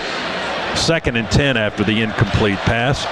So Georgia's down their 2 starting safeties now. Kyron Jones already out, and now KJ Bolden is gone for the rest of this game as Lagway drops back and pressure up the middle forces him to unleash it early, and he overshoots his man. He had a receiver running down on the near sideline. And that was Tank Hawkins running a fly, a go on the near sideline, and Lagway just had to sling it downfield and overthrew his guy by several yards. When we talk about rushing the passer affects the secondary, that was a prime example there. We had pressure in Lagway's face, which forced the overthrow. Thankfully, that would have been a touchdown for the Gators. Clock stopped with 81 seconds to go in the quarter. 10-7. Georgia trails Florida. 3rd and 10 now for the Gators on their 35. Lagway in the pocket. He slips and falls. He lost the ball. Dogs jump on it. What are they going to call? They're saying Florida possession. He slipped on the turf, lost the ball. Georgia jumped on it. And the official says it's going to be Florida football. And Georgia will call a timeout with 1:11 to go. So Florida saves the possession at the 23.5-yard line. No, 22, excuse me. 22-yard line. It's 4th and a mile. And Georgia stops the clock using a timeout with now they adjusted the clock to 1:13. So they put 2 seconds back on the clock. Kirby hadn't run that fast in this stadium since he was a player here. As soon as that ball hit the turf, he went sprinting towards the side judge on the far side to call that timeout.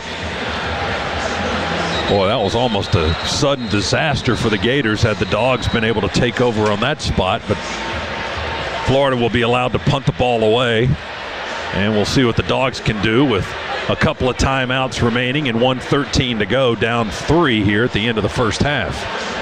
Zachariah Branch will be back deep to receive the punt for Georgia. He stands right on our 33-yard line. Tommy Doman, a Michigan transfer, back to kick it. He receives the snap at the 8, 2 steps, and he shanked it a little bit. Didn't get a lot on it. Kind of sounded flat off his foot. It doesn't go real deep. He got a little bit of a roll after it hit the turf around the Georgia 42-yard line. It rolls dead where? A 41-yard punt. And the Dogs will have the ball at our 37-yard line. 37-yard line is where Georgia will start here with 1:06 to go, Josh. The wounded duck of a punt there, which was fortunate for Georgia. 2 timeouts left, 1:06. All the time in the world here to at least get in field goal position. But, since Georgia started the game receiving the football, they'd love to put 7 points on the board here going into halftime. Cash Jones in the backfield with Gunnar Stockton. We bring Lucky in motion to the near side. Pump fake a screen to the left and throw it to Cash over the middle. Cash tripped up as he crosses the 40 in the air down on the turf at the 41-yard line. Jaden Robinson, the linebacker, made that initial hit that sent Cash flying in the air for the final yard. He got 6 yards out of it. 2nd down and 4. Quick snap, Stockton will throw near sideline. Caught by Dylan Bell. He was open at the Gator 42, and they punch him out of bounds. McLean shoves him into the near sideline at the 42-yard line. 17-yard pickup, moved the sticks, 1st down into Gator territory at the Florida 42. Precise route by Dylan that time. Great pickup for the Dogs. Clock stops with 41 seconds to go. 2nd quarter, Georgia down 3. We've got 3 receivers to the right side of Stockton. Now we bring Bell in motion to the near side. Snap back. Gunner to throw down the middle. Got a man. Branch. He takes a pop at the 22. Hangs on and then says, "First down, Georgia."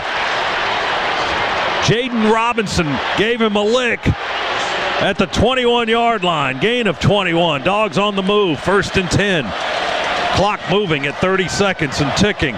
Stockton wants to throw. Pump fake. Pulls it down. Will run. They tackle him around the legs from behind. That was Gums that caught him at the 20. Kirby has to call a time. Georgia calls a timeout as Stockton couldn't really get into his full stride there. He was tackled after about a 1-yard gain at the 20. And Georgia had a good play call, had receivers downfield, but Florida with 4 defenders from sideline to sideline between the 5-yard line and the goal line. Georgia not really able to get anybody across the middle of the field, which is where Gunner looked initially. Middle of the field was wide open. We just didn't have a receiver get open there. So 22 seconds remain. Now they put another second back on the clock. It's at 23 remaining in the 2nd quarter.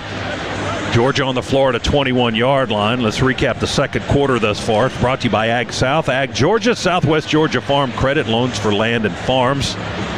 Neither team has put points on the board here in the second period, and Georgia has outgained Florida 93-32 in the second quarter alone. 42 rushing for the Dogs, 18 for the Gators. Florida's only passed for 14 yards. Georgia's thrown for 51. Again, neither team has scored. The Dogs almost 9 minutes of possession in the quarter.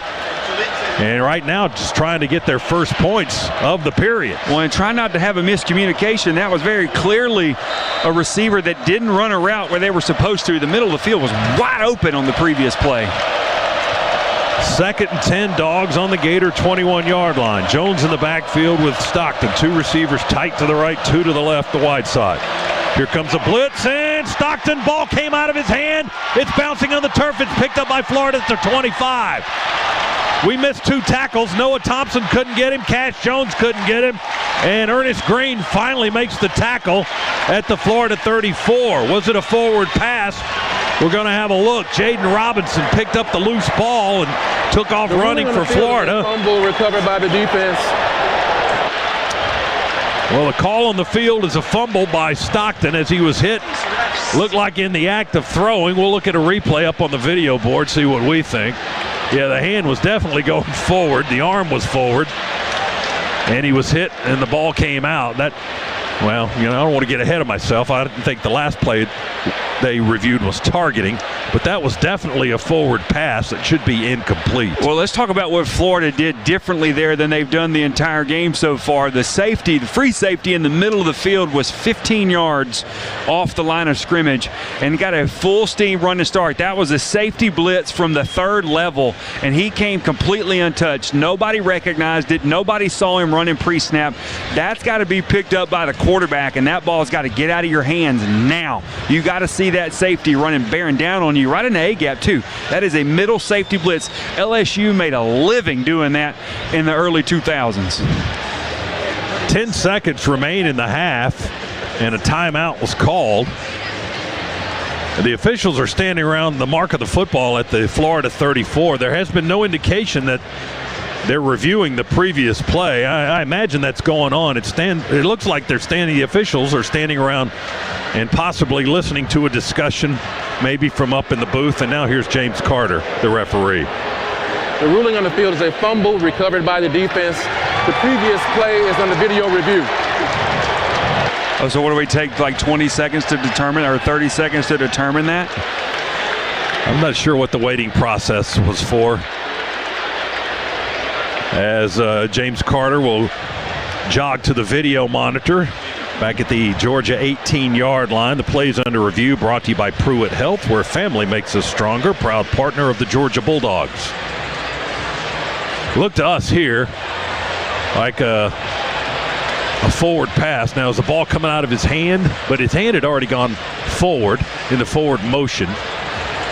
And at that time, it looks like he's trying to throw a curveball. Yeah, and he twists his wrist, and the ball comes out. That, to me, that looked like a forward pass, regardless of what it looked like coming out of his hand. It does, and this could be one of those things where it matters mostly what it was determined on the field at the time. And since it was ruled a fumble in real time, you got to have complete evidence to overturn that. Let's check the Modelo scoreboard for you. A couple of finals from earlier today. Texas defeats Vanderbilt in Austin 34-31. SMU knocked off Miami in Dallas 26-20 in overtime. Duke beats Clemson 46-40. West Virginia upset 22-ranked Houston 45-35. Ohio State drilled Penn State 38-14. Games in progress. Virginia leads Cal 17-7 in the second. Texas Tech with a 12-7 lead on Kansas State. They are in the second. After video review, the passer's hand was moving forward with firm control of the ball. Therefore, it is an incomplete pass. It'll be third down from the 21-yard line. Game clock operator, please put 21 seconds back on the game clock. 21 on the game clock. Now we can say it was indisputable evidence. We agreed. Finally, we got one right. Well, that keeps the field goal possibility in play for Georgia as well as we trail by 3. 3rd down and 10 at the Gator 21-yard line, and they added time to the clock at 21 seconds. So Georgia still has time to run some plays before a field goal try if they opt to go in that direction. 3 receivers to the left for Stockton on the 21-yard line. Moving to our left, Stockton in the backfield with Cash Jones, so he snap it back. Gunner will throw it out in the right flat and incomplete, broken up right on the sideline by Miles Graham, the linebacker. Was he trying to get it? Yeah, he's trying to throw it to Cash over there in the right in the Georgia bench area, around the 20-yard line or so. But it's incomplete. It'll bring up 4th down now with 17 seconds to go in the first half, and we will see Peyton Woodring, and we will see a field goal try here from the 29. 39-yard try from the far hash, kicking it left. Sunshine in his face right now, and now Florida wants to call a timeout. The head linesman runs off the sideline and indicates a timeout for the Gators. So Florida will call a time. I'd like to make Peyton Woodring, one of the top kickers in the country, think about it a little bit longer. Peyton 9 out of 10 in his field goal tries this season. In his career, he's 87%. That's pretty darn good. 51 of 58 on field goal tries in his career for the junior from Lafayette, Louisiana. Where he'll be setting up, Scott, is about 5 yards away from where he lost his footing on the opening kickoff of this football game after Georgia, or opening kickoff for Georgia of this football game after we scored the touchdown. All right, hope maybe he's got longer cleats this time around. Put longer studs in. Grab that dirt, yes, all right. Gunner will hold it on the 29, and Peyton will right foot it. The kick is away towards the uprights, and good. 39-yard field goal to tie the game with 12 seconds to go. And with that good kick, the good hands at Allstate will contribute to the Georgia Bulldogs athletic scholarship funds for student athletes across all sports. Thank you, Allstate. 39-yard field goals, a 7-play, 42-yard scoring drive that took Georgia 54 seconds. We've tied the game at 10. The drive summary brought to you by Avocados from Mexico, always good. 12 seconds remain in the half. I'm not singing it yet. I feel like those 3 points make you feel better about the first half. I do feel like offensively we've played well at times and we've played very poorly at times. I think defensively, this is the defensive effort that we've been expecting from this Georgia defense in the first half, or really the whole game of every game that we've played this season. And Georgia's, they really have a key on what Florida's trying to do offensively. This game just feels a little bit discombobulated, you know, with the way things have gone for us early on. Well, we had a 25-yard Thorson punt. That's discombobulation. That never happens. Then we had 5 penalties. We had 5 penalties. That rarely happens. We've had an interception on a tipped ball. That hasn't happened. That was only Gunner's 2nd interception this year, and he put the ball on the spot. Here's the kick down at the 6, and Florida wants to return it up to the 20, trying to bounce to the right. Between the hash marks is Jaden Ball, the running back, and we'll make the stop at the 22-yard line, and 7 seconds remain on the clock. So that took 10 seconds for Ball's return, and now Florida will send the offense back on the field. 1st and 10 at the 22 for the final 7 seconds. Looks like they're just going to take a knee and end the half. Lagway up under center. He'll take the snap, kneel down, touch the ground, and everybody will head to the locker room. So after 30 minutes of football here in this classic in Jacksonville, Georgia and Florida, the 104th version of this game, it's all even. Georgia 10 and Florida 10. And after Kirby talks to television here, DJ Shockley is standing by waiting his turn to talk to the head coach, get a couple of comments from Kirby on what he saw in the first half. Our Halftime interview with Coach Kirby Smart, as always, brought to you by Zaxby's. Who's got the sauce? And we'll have that coming up in just a couple of seconds. Georgia outgained Florida by 60, 70 yards or so. Let's go down to Shock, who's got the coach. DJ. Coach, other than the one play where Lagway got out, what's been the key to keeping him inside the pocket? Well, good rush, confusing him with some coverage. Got to do a good job affecting the quarterback. That's the key to it. What's the key offensively to get something going? Been a little stagnant at times. Yeah, got to run the ball. They got a really big front. They got a good team. We got to wear them down. We got to run the ball. All right, Coach. Appreciate it. Scott. All right, DJ, thank you very much. As the Dogs head up the tunnel and into the locker room here in Jacksonville, running the football, Georgia finished with 78 yards in the first half. Florida only 26 yards rushing in the first half, as the Dogs are under a 4-yard average running the football per carry in the first 2 quarters. So the numbers are a little bit less than what we expect from Georgia here in running the football, but we'll see how that second half awaits and how that transpires as we get to the finish here after halftime. So we're at the break here in Jacksonville. The Dogs and the Gators all knotted at 10 in this classic here in Northeast Florida. Standing by with a halftime report is Neil Hondo Williamson, and we'll do that right after this on the Georgia Bulldogs Sports Network. At Kroger, you never compromise. You get high quality and low prices. Like you never compromise your meal with our spring salad mix, guaranteed fresh. And you never compromise your budget with low prices in every aisle. And you never compromise your appetite with our golden brown bread that's baked fresh in store.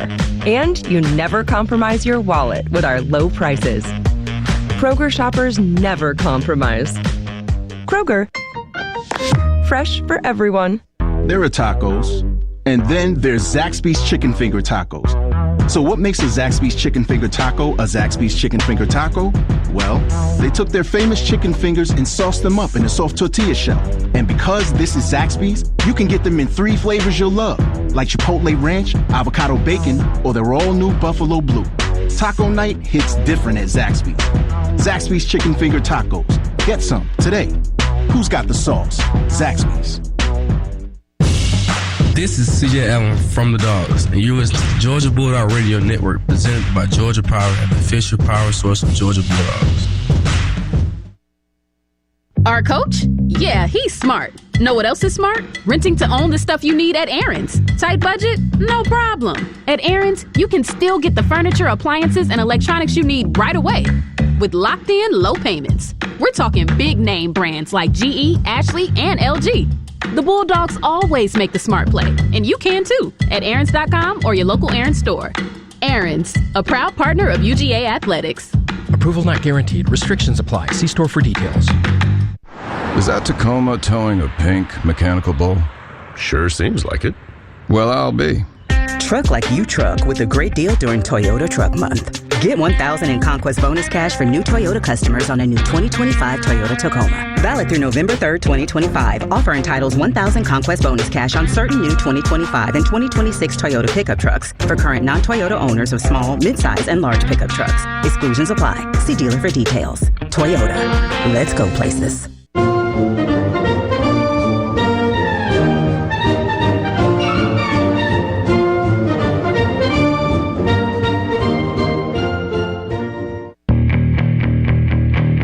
On the Georgia Bulldogs Sports Network. Welcome to the Halftime Report. Here's your host, Neil Hondo Williamson.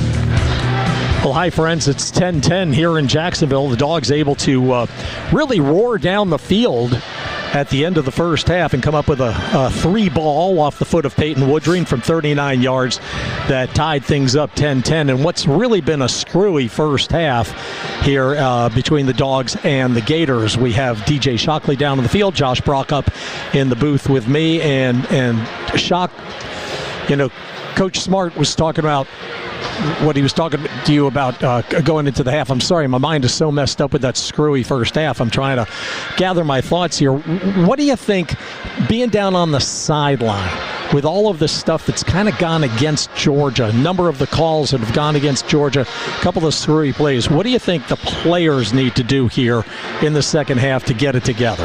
Well, it's something that we haven't seen in a long time, which is just some undisciplined plays. We had some penalties that's really affected a bunch of our drives. When you're talking about having a good play on a bubble screen, you pick up 7 yards and you got to bring it back for a holding call. We've had a couple of those, and we had even a false start or two today. Some we haven't really seen. That's really what's kept us behind the chains a little bit, and now we're fighting 3rd and 15, 3rd and 12, and that's tough on any offense, especially with a front like Florida has. They're starting to bring a little bit more pressure, but then they're also playing a little bit zone. And I think what Kirby said at the end was critical. We got to just run the football. When we did do that, we really were really efficient in our offensive scheme. We got to continue to go back to it and kind of force the issue. Yeah, and Shock, it's funny, you point out the 3rd downs. That's where I wanted to go first in our advanced stats up here. Our average yard to gain on 3rd down is over 9 yards. And you're not going to have success consistently when you have to gain more than 9 yards on 3rd down. And the reason we're getting there is because of those penalties. Man, our hand placement usually is on point. And you're right, we haven't had those offside penalties. We average 4 penalties a game. We have 5 already in the first half. I think Gunner also, too, with his throws. There's some throws that are on point. We got to catch the ball when it hits you in the numbers or between the shoulder pads. But also, too, there's been a couple of throws that have been there that he hadn't hit. And that running the football has to continue. Defensively, man, this is the way you wanted to start. You're playing fast. You're playing physical. We let Lagway get out of the pocket once and then showed you what he can do. He could put it on the dime on the run as well as anybody in the country. We just got to settle down. I feel like the nerves of this game, and how many times have we seen that in this game? Yeah. And it doesn't matter what records are either way. We just had to settle down and play our game better. All right, good. I'm glad because, as I was saying to Josh during the break here, things have just been so screwy. It's just been such an odd game to watch, and you try to get your head around. It's one of those games I feel like you go, I can't wait to see this a second time to see what was going on. But you guys really put it into great perspective for our listeners there. A little more discipline out of the players down there on the field. Well, but then also, too, that's why one of my locks was, the run or the game plan that we talked about before in the tailgate show is the run game is going to settle you into this game. Yeah. And when we ran the ball effectively, we had good drives. When we didn't run the ball effectively, things looked out of whack and a little bit distorted. So now we just have to focus on running the football. All right, thank you, man. Great job. Go get a refreshment. Josh Brock, DJ Shockley joining us here at the half in Jacksonville. Listen to all things college sports, including live games and talk on Sirius XM College Sports Radio, Channel 84, and streaming on the Sirius XM app. All right, we'll come back with second half action after a couple more. What do we have? Modelo's scoreboard. We'll pick up play of the first half and then come back with second half action for you.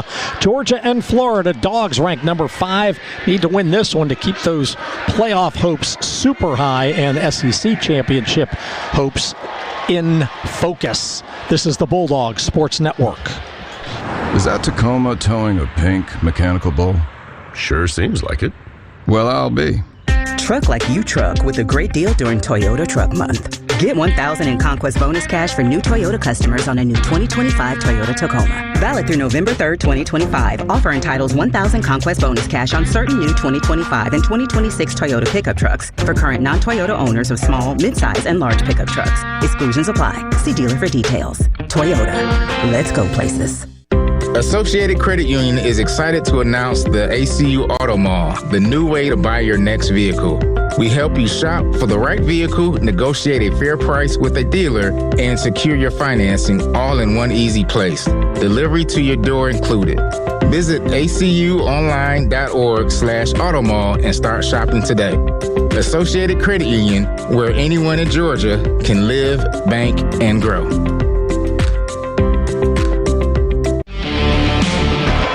Between the hedges and across the state, this is where the Dogs play. You're listening to the Georgia Bulldogs Sports Network. In the SEC, it just means more. But what is it exactly? It's the fans, the students, the traditions, the legends. It's passion to celebrate deeper, reach farther, think smarter, make an impact off the field. It's that intangible thing that happens when 16 schools raise the bar as one. Because in the SEC, it just means more.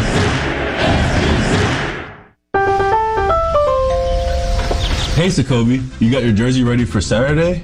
I laid mine out days ago. Ja'Cory, your jersey's in the laundry. Wait, did you just tell me my jersey's dirty? To the avocados from Mexico jingle? I mean, bad news just sounds better that way. Kind of like how avocados from Mexico make everything better. True. Let's fire up some guac, throw in our lucky socks, and still make it a win. It's good. Avocados from Mexico.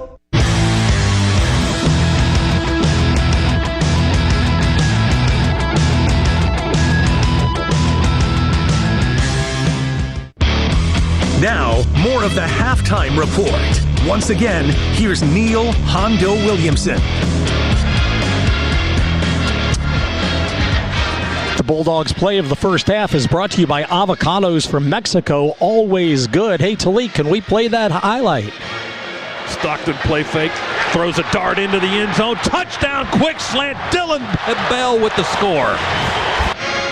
All right, very good. Thank you, Talik Pratt, our producer, back in Bulldog Studios. That was on the first drive of the game. Georgia received the opening kickoff, went out of the end zone, 25-yard line start for the Dogs, and they marched right down the field. Boom, boom, boom. 1, 2, 3, 4, 5, 6, 7, 8 plays, 9 plays, and into the end zone on that 9-yard strike from Stockton to Dylan Bell. That gave the Dogs a 7-0 lead. Florida rebounded to take a 10-7 lead till right before the end of the first half. Georgia with a 39-yard field goal from Peyton Woodring tied it up 10-10. Time now for the Modelo Scoreboard Update, brought to you by Modelo, the official import beer of your Georgia Bulldogs. Grab a refreshing Modelo Especial, brewed for full-time Bulldogs fans, for 21 and up only. Please drink responsibly. Finals from earlier today. Top-ranked Ohio State knocked off Penn State in Columbus 38-14. Number 20, Texas, at home, survived a 21-point furious comeback attempt by number 9 Vanderbilt in the fourth quarter.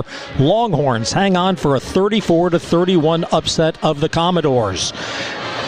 At SMU in Dallas, the Mustangs shocked 10th-ranked Miami in overtime, 26-20. SMU wins.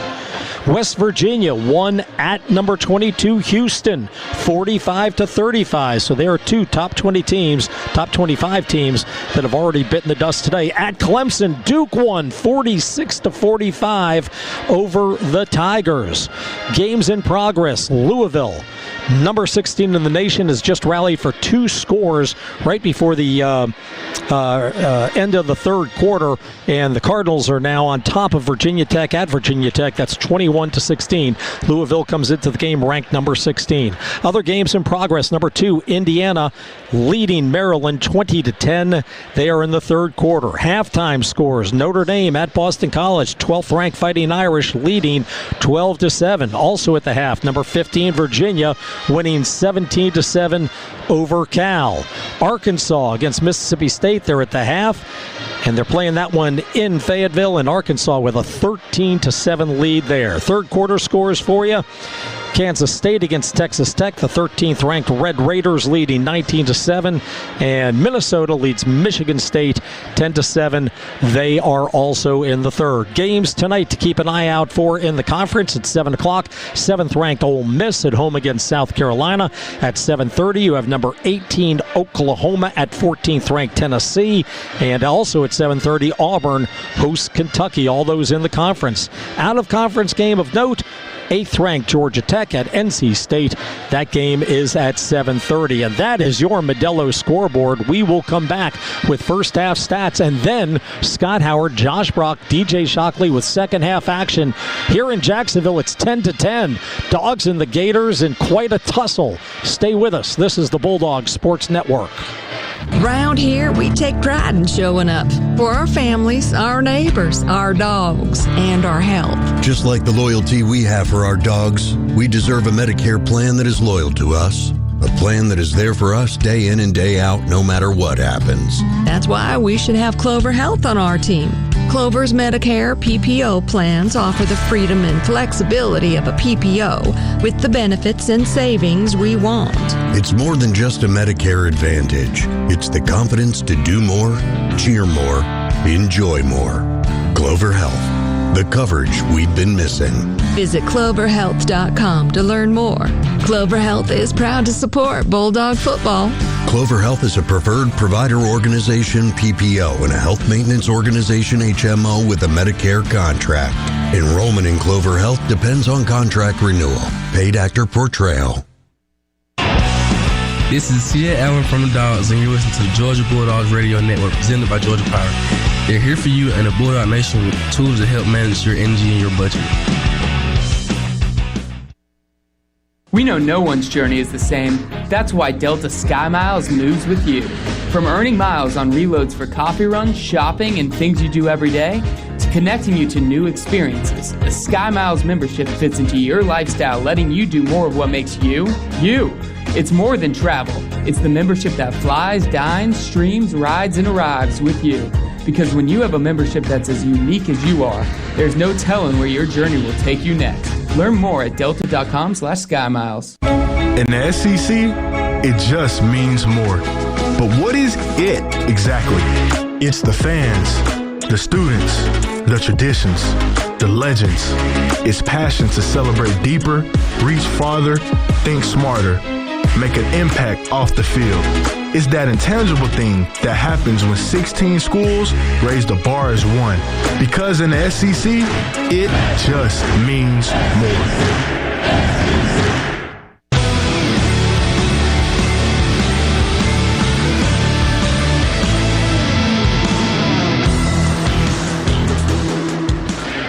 Welcome back to our halftime show. Georgia, Florida, knotted at 10 apiece.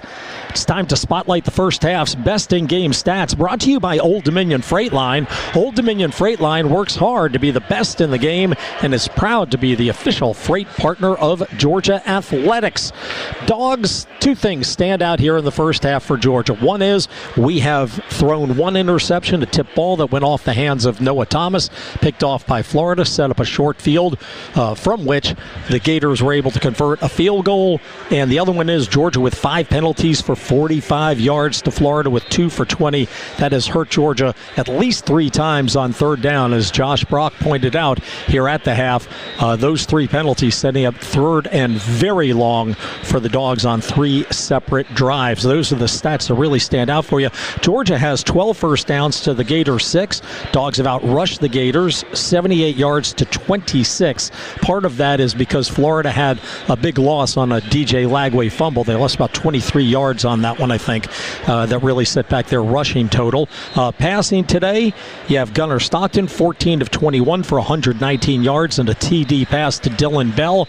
Meanwhile, DJ Lagway of Florida, 7 of 11 for 101 yards and a 40-yard TD strike to Dallas Wilson. Jaden Baugh, the leading rusher for Florida with 41 yards. Nate Frazier, leading rusher for Georgia with 7 carries for 29 yards. That's it with our halftime show. Second half action, Dogs and Gators coming up with Scott, Josh, and Shock after these words on the Bulldog Sports Network.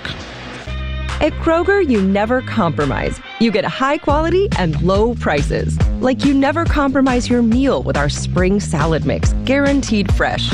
And you never compromise your budget with low prices in every aisle. And you never compromise your appetite with our golden brown bread that's baked fresh in store. And you never compromise your wallet with our low prices. Kroger shoppers never compromise. Kroger, fresh for everyone. College football season is Modelo season, and the Modelo Recruiter is scouting for full-time Bulldog fans who live and breathe football all season long. You know what that makes you? A full-time fan. Welcome to the roster, Recruit. You deserve an ice-cold Modelo, the official import beer of your Georgia Bulldogs. Because Bulldog season wouldn't be the same without you. Modelo Especial Beer, Chicago, Illinois. For 21 and up only, please drink responsibly. Piedmont is passionate about Georgia, about each and every person that makes our state incredible. That's why we're leading real change in healthcare, dedicating ourselves to providing a quality patient experience through innovation, personalization, and teamwork. What does that mean for you? You get up-to-date treatment, collaborative care, and the best possible outcomes. To see more about our commitment to raising the standards of quality in Georgia, visit piedmont.org/quality care. Piedmont, real change lives here.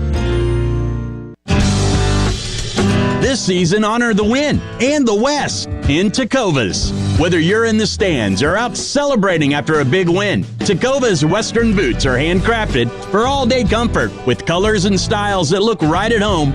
You can show your pride from head to toe. This football season, show up in boots. Find your perfect pair at Tecovas.com or at one of their retail stores in Atlanta or Alpharetta. Tecovas, forever West. This copyrighted broadcast is an exclusive presentation of Learfield and JMI Sports under the broadcast rights granted by the University of Georgia. Reuse of this presentation is prohibited without the expressed written consent of the University of Georgia, Learfield, and JMI Sports. Announcers are provided by Learfield and JMI Sports and approved by the University of Georgia. Back with you in Jacksonville, getting ready for the start of the third quarter here. We're with you inside the Piedmont Healthcare radio booth, along with Josh Brock. Scott Howard ready for second half action in a 10-10 ball game. Georgia will kick off. Florida will be on offense for the first time in the second half as Peyton Woodring will deliver the kick. This will come down to Jaden Ball between the hash marks at the 2, up to the 10 to the 15. Veers to his left to the 20, to the sideline 30. And Peyton Woodring makes the tackle at the 35. Ball tried to dive over him as Woodring went low, and Ball ends up diving through the air up to the 38-yard line. So a good return by Florida. So let's go down to the attorney Ken Nugent sidelines and DJ Shockley, who was in the locker room at the half. Shock. Hey, fellas, obviously the conversation was about being a second half team. They said we've done it all season. Let's go out and finish these guys. They're starting to get a little chippy. He said be careful with some of the stuff we're doing, but make sure we don't fall into the hands of them being chippy and making something happen to get a free 15. But we got to finish offense, run the football, defense, physicality. Lagway with a play fake with pressure. He's able to fend off the defender, dump the pass forward up to the 40 to Eugene Wilson, who's hit immediately by Zion Branch, the backup safety, who's in the game because K.J. Bolden was ejected in the first half for targeting. Ball's at just shy of the 40-yard line. They barely got a yard and a half on that. Great pressure on the blitz by Georgia's defense. Second down and 8. Lagway in the shotgun, going to hand it off. And not much space there for Jaden Ball, who's done carrying most of the workload there out of the backfield. He comes up hobbling a little bit as Ball will be stopped just shy of the 43-yard line by Xavier McLeod and Quintavious Johnson. Third down for the Gators. They haven't made a third down conversion today. 0 for 5, and they're looking at 3rd and 5 from their 43 right here. 3 receivers left for Lagway. He's in the shotgun. They snap it back. Georgia with a nice pass rush. He throws off the hands of Wilson. Ball's in the air on the tip and almost intercepted by Ja'Cory Thomas, who went diving for it in the Georgia secondary at the 38. Came up empty, however. The pass is incomplete. Lagway had some juice on that throw, Josh, as right off the hands of Eugene Wilson. Yeah, threw a fastball off the hands of Wilson, but I like Georgia's alignment on that 3rd and long. They put one down lineman, Christian Miller, and then it's all linebackers in that front 7. We're down Jordan Hall, you'll recall, injured in the first half. Long, high, wobbly punt. Branch takes it. Oh, fair catch at the 11. Wow, they took his knees out, and the flag comes out. That's a 15-yard penalty. Man, 46 yards. What the heck was going on with that guy? Holy smokes. I mean, he took him out at the knees. That was Michael Sturdivant, the receiver, transfer from Cal. Now Florida's claiming Branch did not call for a fair catch. Number 9, unnecessary roughness, 15-yard penalty, first down. Zachariah Branch caught the ball at the 11 and then just stood there for a fraction of a second while number 9 just came in like a missile and took out his knees. Well, Zach Branch and the rest of Dog Nation just exhaled that he got up from that, because that was bad. We got lucky that his cleats did not get caught in the ground and a lower leg injury occurred. Yeah, just to stand in stationary and take a hit like that. Wow. 1st and 10, Dogs on our 26. So the defense did their part after Florida got the ball to start the quarter. We run a short toss sweep to the right side. Frazier, not a whole lot of space to work with there as he stayed inside the hash marks, tried to cut up after he took the toss to the right. And he'll go down at the 26-yard line. No gain. Burrow and Childs, lineman and a linebacker, on the tackle. 2nd and 10. Frazier today rushing for 29 yards on 8 carries now. 2nd and 10 for the Dogs on our 26.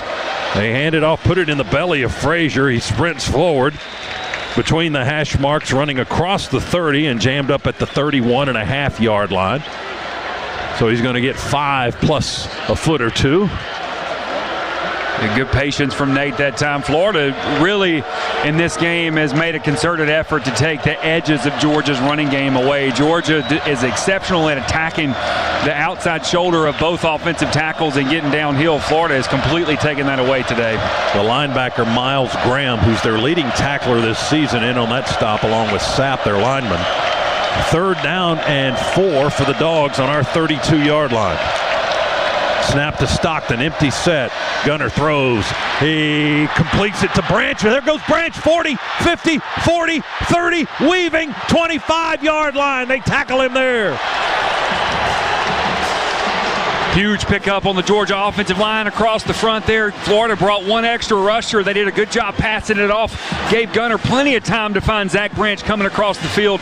Noah Thomas, what did we talk about missing Colby Young? Down the field, blocking explosive plays. Noah Thomas down the field, extending that for Georgia.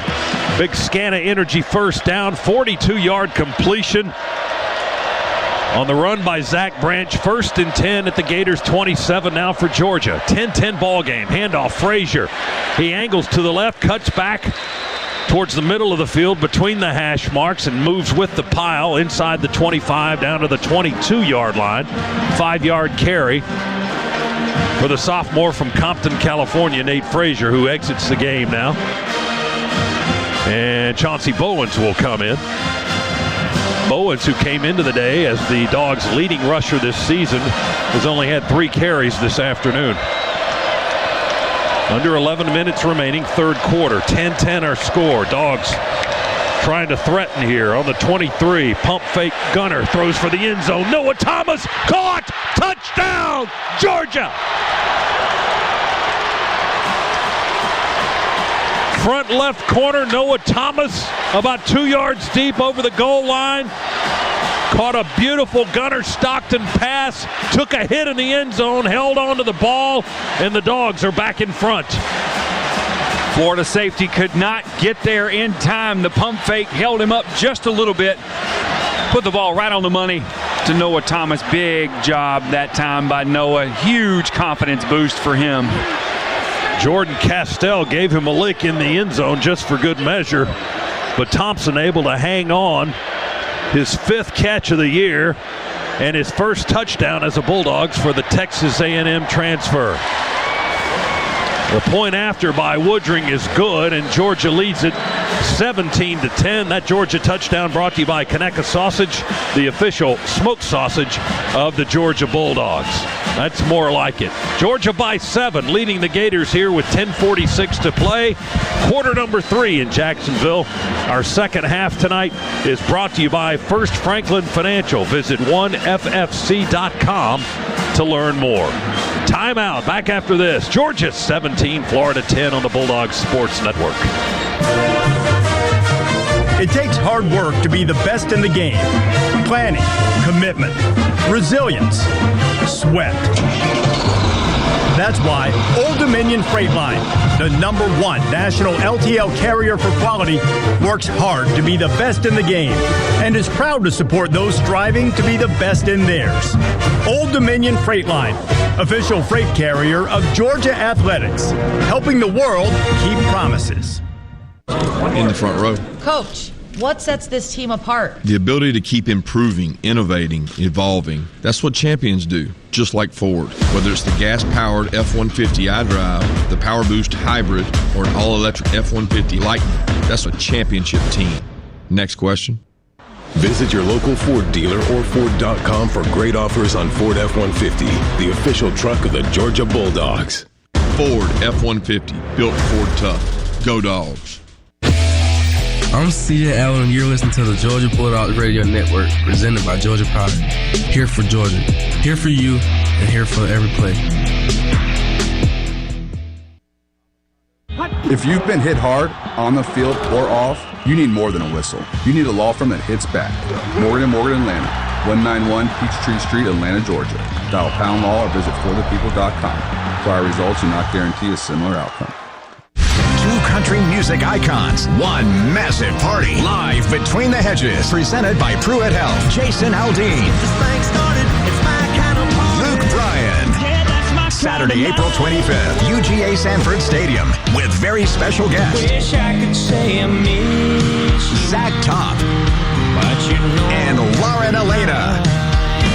Tickets on sale Friday, October 3rd at 10 a.m. at GeorgiaDogs.com. Produced by UGA.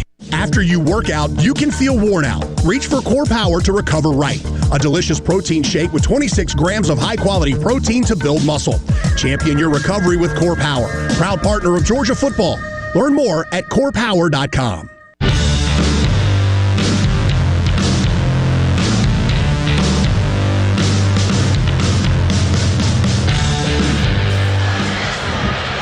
Dogs in front, 17-10, back inside the Piedmont Healthcare radio booth.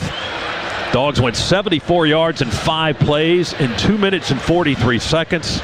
Gunnar Stockton hits Noah Thomas on a 22-yard scoring pass. And that's the drive summary. Avocados from Mexico. That's who it's brought to you by. Avocados from Mexico, always good.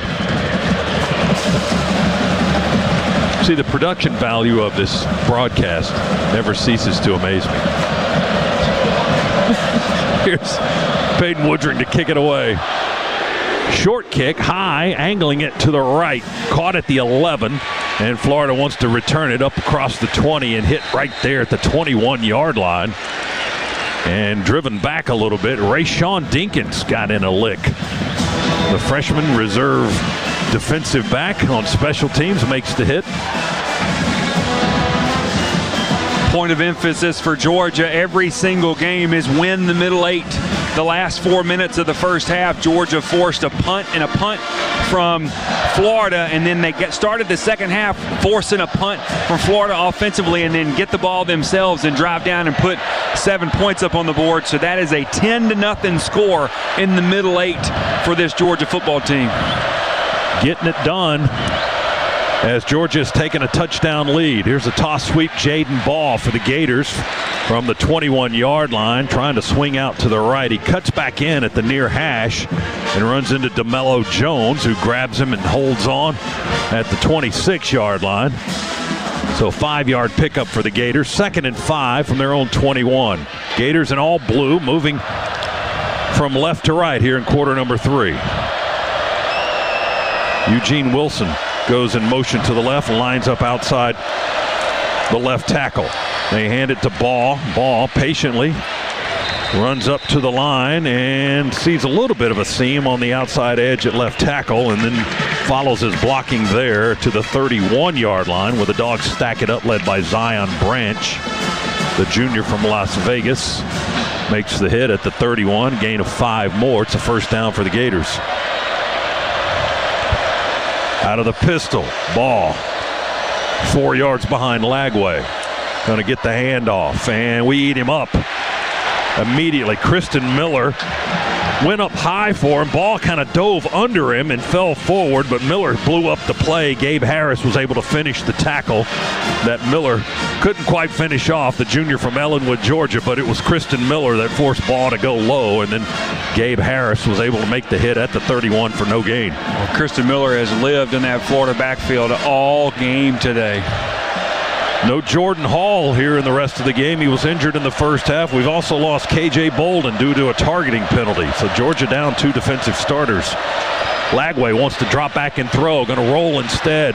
Waving receivers to come back to him. He fires it short to the 40, and it's caught by Sturdivant. He breaks one tackle and spins in front of the Gators sideline up to the 45 before he stopped there. And he was tackled by Ja'Cory Thomas, who got him out of bounds at the 45-yard line. A gain of 14 and a first down. Let's check in with Shock on the Attorney Ken Nugent sidelines. DJ. Hey, Scott, you were just talking about down 2 defenders. Looks like we've been down 3 defenders now. Chris Cole does not have his helmet. He hasn't had it for a long time. Looks like he may be done for the game as well. My goodness. All right, Shock, thanks for that. Trying to fight the odds today. Play fake, Lagway in the pocket with time. Will throw, incomplete. Crossing route intended for Sturdivant at the Georgia 45. Jonell Aguero was right there in his back pocket, step for step with him. And Lagway just heaves it into the Florida sideline, incomplete. It'll be 2nd and 10. 8:20 remaining, third quarter. Georgia 17, Florida 10 here in Jacksonville. Field covered all in shadow now. Terrell Foster, Justin Williams, the Georgia linebackers inside now for the defense. Lagway to drop back, dumps it off to the right to Jaden Ball, makes one man miss at the 50. Flag down in the Gators backfield, might be a hold on Florida. Play ended up at the Georgia 44-yard line by the time we tackled Ball, but it's coming back. It's going to be a hold, and it's penalty from the previous spot. 2nd down. It's one of those new rules for offensive linemen, and personally I hate it, right? Even though this helped the Dogs here. You cannot lay on top of the defender. You had the all-SEC left tackle Austin Barber push our defensive end into the ground and then lay on top of him. You cannot lay on top of him anymore. Even if he's just resting? Catching his breath? Can't do it. We used to call it avalanche, and that was actually, we just loved doing avalanche. Can't do it anymore. Maybe he tries to argue that it was a pancake, but no, he got flagged, and that's good news for Georgia. Ball back on the Gator 35-yard line, 2nd and 20. Lagway off and running. He's got the penalty yardage back and more as he bursts up the middle. Now veers outside the numbers into Georgia territory and knocked out of bounds on the Florida Gators sideline at the 39-yard line by Dalen Everett. Florida had Georgia flexed out. The middle of the field was completely wide open. DJ Lagway saw that and took the snap and ran right up the gut. 26 yards on the run up to the 39-yard line. 1st and 10 on the Georgia 39. Gators trail the Dogs 17-10 here in the third. They hand it off to Ball. No, this is K.D. Daniels now, the redshirt freshman from West Point, Mississippi. His first carry, I believe. Yes, it is. And he'll push that ball forward to the 35-yard line before Raylan Wilson, the linebacker, drives him back. But he got 4 yards to the 35. Georgia subbing. Griffin and Horton go out on that defensive front. We've got Miller and it looks like McLeod out there as our interior lineman, Gabe Harris. Linebackers moving around up on the edges. Eugene Wilson, the receiver, in motion to the left for Florida. Lagway takes the snap, hands it to Daniels. He veers around left tackle, cuts downfield outside the hash. We tackle him up high with Kristen Miller. Kind of wrangled him up around the neck and pulled him down to the turf at the 31-yard line. Another 4-yard gain for the Gators.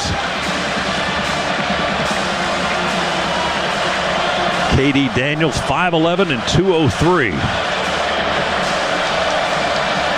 So Ball is the workhorse back there. That's about all they have. They're missing some puzzle pieces in that backfield. Jacoby Jackson is out. Duke Clark is out. Daniels today, before the game began, had only 52 yards rushing this season. And Florida will keep it on the ground on 3rd and short, 3rd and 2. They run it down the hash, and it looks like they may have the first down. as Daniels runs it again, his third straight carry, and he does pick up the first down as the Dogs stack it up at the 28.5 line. So they'll move the sticks again. Florida steadily moving here. They trail by 7. Clock moving with 5:20 to go, third quarter. And Florida on the Georgia 28-yard line now, 1st and 10. Ball's on the far hash. They're moving to our right. They snap it back to Lagway in the shotgun. Play action, sets and throws for the end zone. In the corner and incomplete. Oh, and there's the flag. Raylan Wilson, the linebacker, was in coverage with Jaden Ball. Ja'Cory Thomas, the safety, ended up in the area. And it looks like it's going to be pass interference on Georgia's linebacker. Defense, number 5. 15-yard penalty. First down. That stings. And it was great coverage, and we've said it all time. We've had this happen so many times this season. You have to turn your head around. You have to try to make a play on the ball. Raylan Wilson ran with Jaden Ball down the left sideline perfectly well, perfectly in phase. You just have to get your head around to make a play. So the penalty will give the Gators the ball at the Georgia 13-yard line, 1st and 10. Florida trying to get in there and tie it up. They trail 17-10. Play fake, Lagway with a keeper. Runs into a wall. C.J. Allen just stonewalled him at the line of scrimmage. Picked up his leg and carried him back a little bit. And they give him forward. I'm not sure what they saw with forward progress at the 12-yard line. I don't think he barely got back to the line of scrimmage, but they give him a yard on that at the 12. They gave forward progress when C.J. Allen tried to sidewalk slam him and he reached the ball forward. Looked like Booker T in WCW sidewalk slamming the guy. You're going nowhere is what C.J. told him, dragging him back, but he got a yard. 2nd down and 9 from the Georgia 12. Snap, Lagway backs up to the 20, flicks it out to the left side. It's caught by Ball, the back from Atlanta. On the left side of the field, we tackle him with Justin Williams, a linebacker, at the 7-yard line. He got 5 yards. Let's pause 10 seconds. Station identification, Bulldogs Sports Network.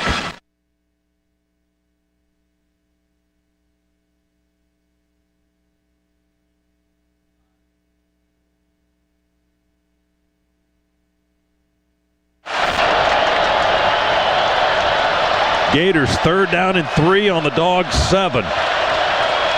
Trying to tie the game. Man in motion, Wilson to the near side. Out of the shotgun. Lagway looks left. Pressure from the edges. Throws it quickly into the end zone. There's another flag. This one in the end zone, and that's going to be another one on the Georgia secondary. Pass was incomplete. And they're going to get Branch. Pass interference. Defense, number 2. The foul occurred in the end zone. By rule, the ball will be placed at the 2-yard line. First down. So 2 15-yard penalties on this possession. That one not the full 15 because of where Florida was on the field, but they put the ball on the 2, as you heard the explanation from the referee James Carter, because the penalty was thrown in the end zone. So Gators 1st and goal on the Georgia 2. Dogs with 7 penalties today, for the least penalized team in the SEC coming into the game. Gators will run it straight ahead. Ball just powers his way for 2 yards and a touchdown. 17-16 the score. Jaden Ball on a 2-yard run. You can't give any opponent anything, Scott, particularly ones that are hungry with their backs against the wall and super talented like this Florida Gator offense. Really, this entire team, defensively and offensively, they're very talented. You can't give them anything, and we've given them too much today. They even got a 3rd down conversion on that possession, their first of the game. Now 1 for 7 in the game, but a point away from tying it up. Here's the point after try. Trey Smack boots it up and through. It's good. And we're knotted at 17 with 3:37 to go in the 3rd quarter. We got a timeout in Jacksonville. It's all even again. Georgia 17 and Florida 17. Our second half today is brought to you by First Franklin Financial. Go see the friendly Franklin folks at one of their convenient Georgia locations. And we're back after this timeout on the Georgia Bulldogs Sports Network. College football season is Modelo season, and the Modelo Recruiter is scouting for full-time Bulldog fans who live and breathe football all season long. You know what that makes you? A full-time fan. Welcome to the roster, Recruit. You deserve an ice-cold Modelo, the official import beer of your Georgia Bulldogs. Because Bulldog season wouldn't be the same without you. Modelo Especial Beer, Chicago, Illinois. For 21 and up only, please drink responsibly. Your Georgia Bulldogs know what it takes to build a winning team. When you combine dedication, talent, and a drive to win, nothing can beat you. With 20 years of providing natural gas to homes and businesses all over Georgia, Walton Gas combines trustworthy service and straightforward rate plans for the best customer experience. With Walton Gas, every customer wins. Visit WaltonGas.com to see how Georgia's most trusted natural gas provider can serve you. Go Dogs! Big games and big bills have one thing in common. They don't happen alone. We're the United Association of Plumbers, Pipe Fitters, and HVACR Technicians Local 72, and we're training the next generation of mechanical pros in Athens, Atlanta, and across the state of Georgia. The pipeline to your future starts here. Visit ua72.org. Hey Dog Nation, I'm excited to let you in on a little secret. When it comes to home financing, Southeast Mortgage is the real deal. We have a winning game plan to tackle your home loan needs. Southeast Mortgage understands what it means to support Georgia, and we'll make your home buying experience a winning drive. Get in the game and choose Southeast Mortgage. Visit our website at southeastmortgage.com/UGA to get started. Let's score a touchdown for your future. Go Dogs! NMLS number 103956. Georgia Residential Mortgage Licensee number 6578.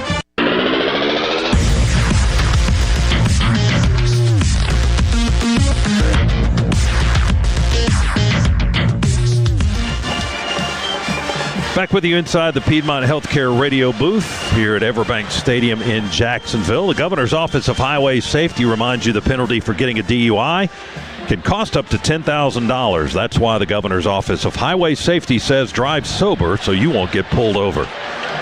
Florida ties the game on a 12-play, 79-yard drive in 7 minutes and 5 seconds. A 2-yard run by Jaden Ball. The drive summary brought to you by Avocados from Mexico, always good.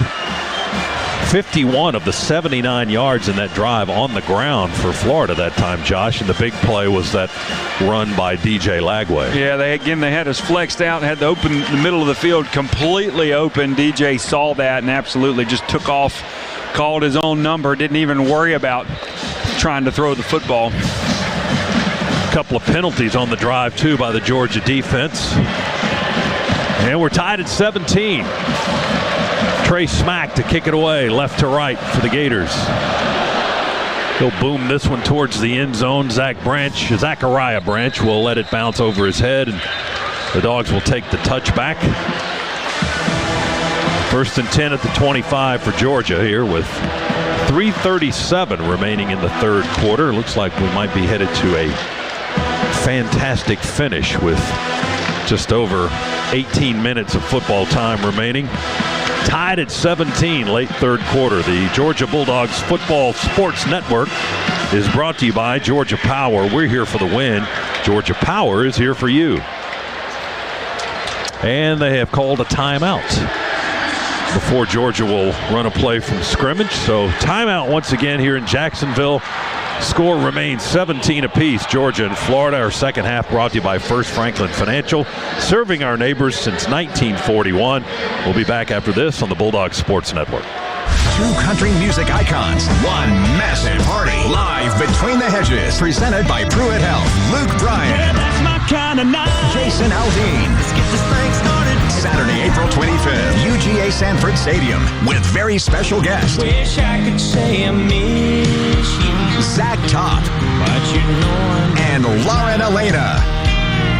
Tickets on sale Friday, October 3rd at 10 a.m. at GeorgiaDogs.com. Produced by UGA. GA. Do you have questions about Medicare? Let us help. Aetna has Medicare Advantage plans that include prescription drug coverage with a $0 monthly plan premium. Plus, plans include benefits for your whole health, like dental, vision, and hearing. Call Aetna today at 1-888-76-AETNA to learn more. There's no obligation to enroll. One of our licensed agents will answer your call and help you pick the right plan for you. Aetna Medicare is an HMO PPO plan with a Medicare contract. Our D-SNPs also have contracts with state Medicaid programs. Enrollment in our plans depends on contract renewal. Plan features and availability may vary by service area.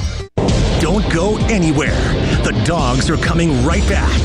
You're listening to the Georgia Bulldogs Sports Network. It's college football season, so you need all the energy you can get. Luckily, Georgia Power knows a thing or two about saving energy. We understand that energy costs are an important part of your budget. That's why we're dedicated to providing tools and assistance that can help make a difference, so you can save your energy for the game. Visit georgiapower.com/myenergy to learn more. With holiday chaos around every corner, the minute you step into your BMW, you're in control. The BMW X3's adventure-ready agility is built for wherever the holidays take you. The effortless power of the X5 makes it easy to take on the season, and the iconic 3 Series is an exhilarating escape. The BMW Road Home Sales Event on now. BMW, the ultimate driving machine. Hurry in for exceptional offers through November 30th.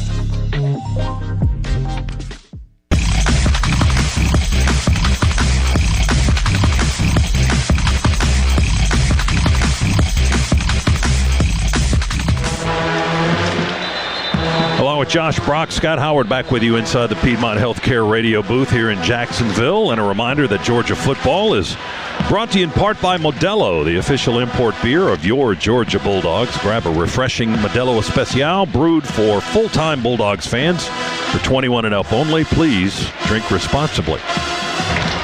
Georgia 17, Florida 17. Getting late third quarter, 3:37 remaining.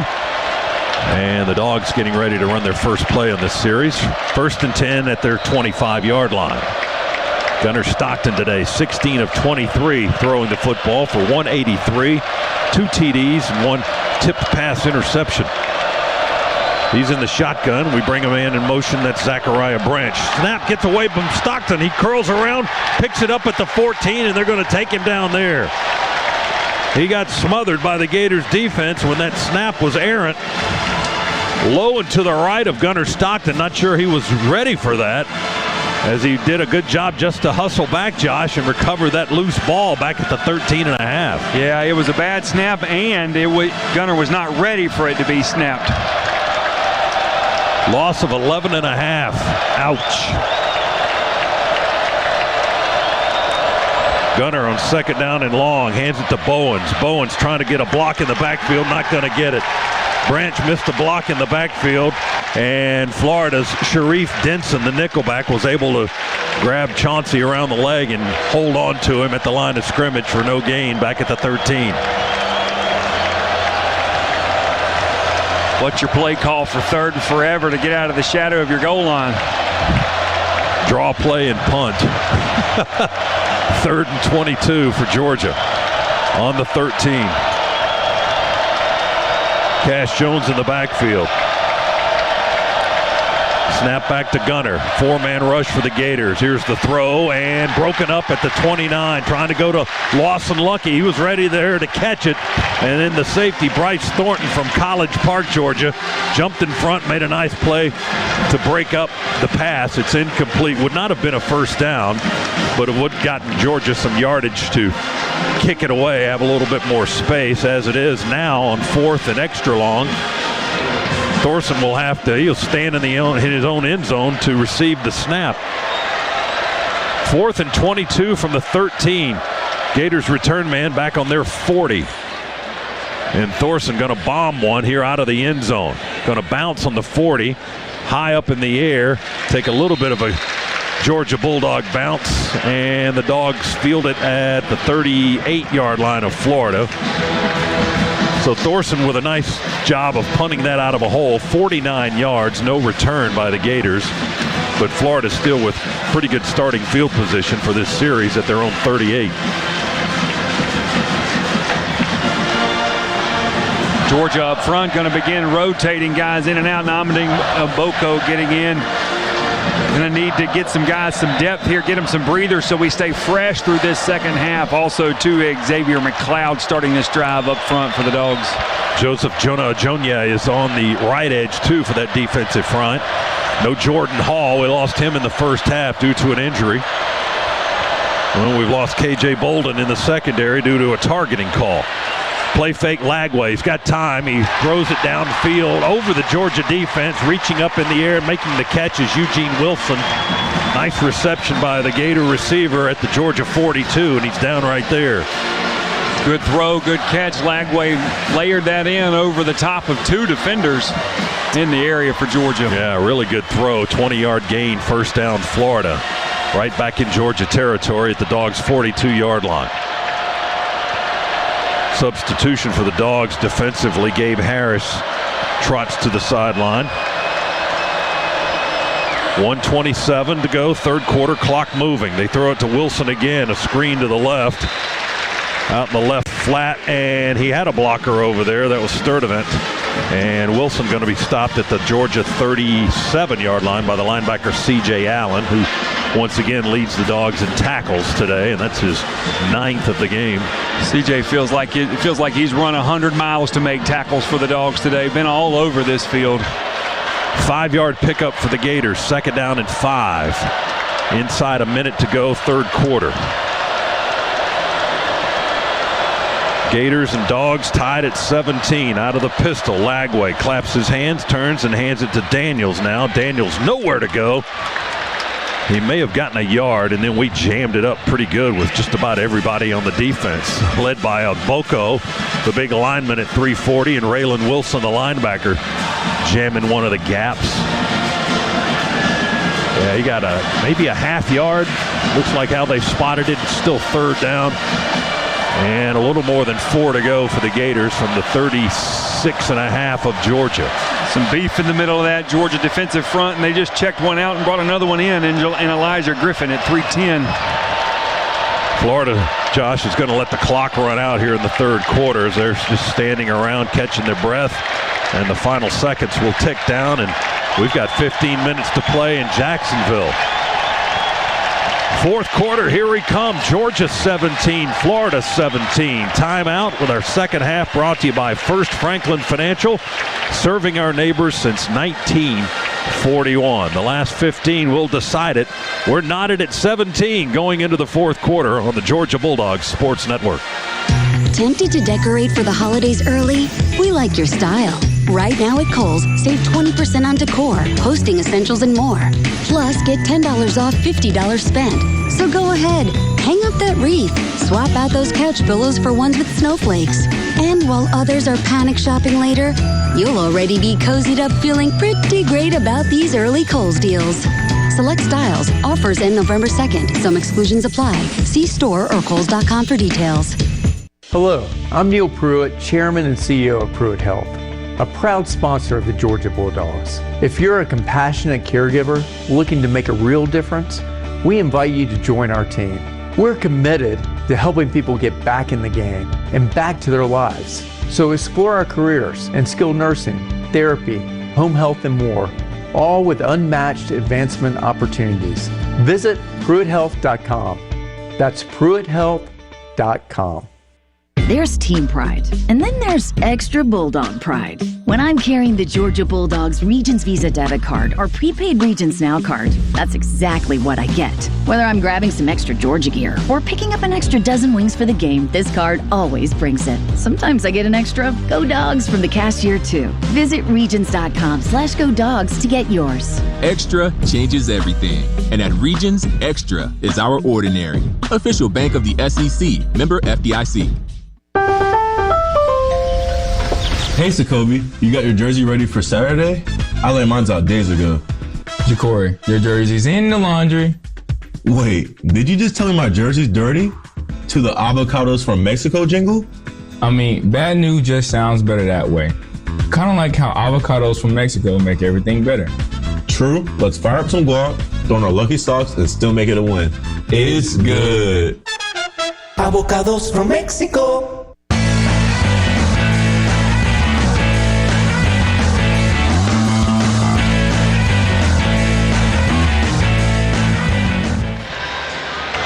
With you from the Piedmont Healthcare Radio booth here at Everbank Stadium in Jacksonville, Florida. And let's recap the third quarter for you. Presented by Ag South, Ag Georgia, and Southwest Georgia Farm Credit. Loans for land and farms. Each team with a touchdown in that third period. Total yardage favors Florida in the third quarter. They had 100 yards of offense. Georgia was 62. Dogs couldn't run the ball in that third quarter. Minus 2 yards rushing.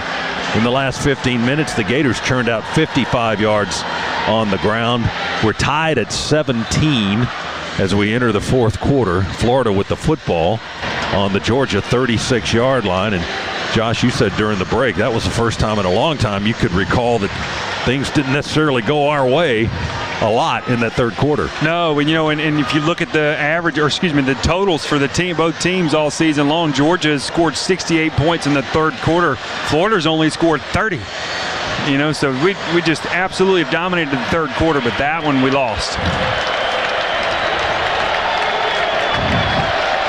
Third down and 4 for Florida on the Georgia 36-yard line. Big play to start the third quarter. Lagway in the shotgun, empty set. Quick throw, in and out of the hands, and almost picked off by Ja'Cory Thomas as the Gator receiver was bobbling the football when he hit the ground. That was T.J. Abrams. And Thomas tried to scoop up the loose ball, and he had it in his arms trying to run the other way, but it hit the ground. It's incomplete. It'll be fourth down for the Gators. A quick slant from the right side failed to convert the third down for Florida. Dalen Everett had good coverage on that too. Got his hand, looked like in the face of the Florida receiver. 54-yard try for Trey Smack. He's hit 3 from 50-plus this season, as long as 56. This one's in the middle of the field between the hashes, kicking left. Snap is high. They bring it down and plant it, and Smack will drill a 54-yarder good. Florida leads by 3 now, 20-17, with a 54-yard bomb from their kicker, Trey Smack. He had 53 and 54-yard field goals against Mississippi State in the last game. So he's deadly from 50-plus. And their holder saved the day on that one. That was a high snap that he was able to get down in time. 5-play scoring drive, covered 26 yards in 2 minutes and 15 seconds. As the Gators add a 54-yard field goal to take a 20-17 lead. The drive summary brought to you by Avocados from Mexico, always good. And Smack will get to deliver another long kick here as he will kick it away. Zachariah Branch back deep for the Dogs. On the on the goal line, actually. Just heels just outside the goal line, down to our left.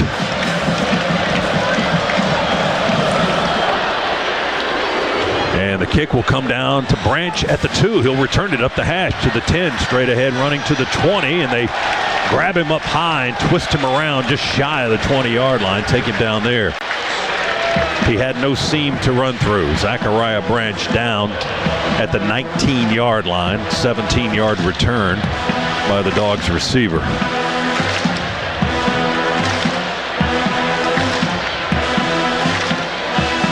(20-17). Gators in the lead with 14:47 remaining. Dogs got to get busy here in the fourth quarter. 1st and 10 on the 19 for Georgia.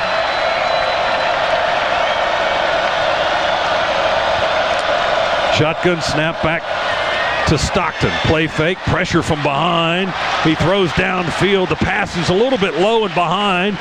Oscar Delp, the tight end. He dropped his body down low to try to scoop it up and catch it down below his waist, but it's incomplete as he falls to the turf and the ball goes bouncing away. I mean, tremendous play call, tremendous play design. Great job by Nate Frazier picking up the blitzer from Florida. Had the free runner and had Delp wide open. Just got to hit him. Yeah, if that pass is a little higher up in the air, maybe you lead the guy. I mean, he was steps behind the Florida defense. We'll throw it to Branch on the near flat. Zachariah with a stiff arm and out of bounds on the Gators sideline at the 21. Only got 2 on that. Thornton, the safety, forcing Branch out of bounds. And suddenly, it's 3rd down and 8 for the Dogs. Man, we've been in this situation a lot today. 3rd and long. Ball's on our 21-yard line. We trail by 3 here early seconds of the 4th quarter. Cash Jones in the backfield to send Branch in motion to the left. Bobo with the snap, back to Gunner in the pocket, bouncing, and he will go to the turf. They got his leg and knocked him down. Gums, the transfer from Northern Illinois, 2nd sack of the game by the Gators as Stockton falls down at the 16-yard line. The pocket was closing, and Gums reached in low and grabbed one of Gunner's legs and knocked him off balance and down to the grass, and we'll have to punt it away. As a coverage sack, ever since the first drive, Florida has been excellent in coverage on our receivers downfield. Gunner nowhere to throw the football. Lost 5 on it. Now Thorson's got to kick us out of a jam again. He'll put his foot into it from the 5, and he gets off a Butte. Long spiral, backing up the Florida return man, Jaden Ball. We hit him twice, doesn't go down. He's now fighting Bo Gardner and dragging him another 2 yards as the snapper again makes the tackle. Jaden Ball, I'm not sure how he came out clean out of that. We hit him twice, and he just spun off and kept running. They'll have the ball at the 30, where are they, 32, 3, or 4. Where are you going to put it down, guys? We got 3 guys, 3 referees, officials. 34. There, they finally put it down on the 34-yard line. We got a timeout in Jacksonville again. 13-14 to go in the game. Florida leads at 20-17. Our second half is brought to you by First Franklin Financial. Visit 1ffc.com to learn more. We're back after this timeout on the Bulldogs Sports Network. It takes hard work to be the best in the game. Planning, commitment, resilience, sweat. That's why Old Dominion Freight Line, the #1 national LTL carrier for quality, works hard to be the best in the game and is proud to support those striving to be the best in theirs. Old Dominion Freight Line, official freight carrier of Georgia Athletics, helping the world keep promises. It's college football season, so you need all the energy you can get. Luckily, Georgia Power knows a thing or two about saving energy. We understand that energy costs are an important part of your budget. That's why we're dedicated to providing tools and assistance that can help make a difference, so you can save your energy for the game. Visit georgiapower.com/myenergy to learn more.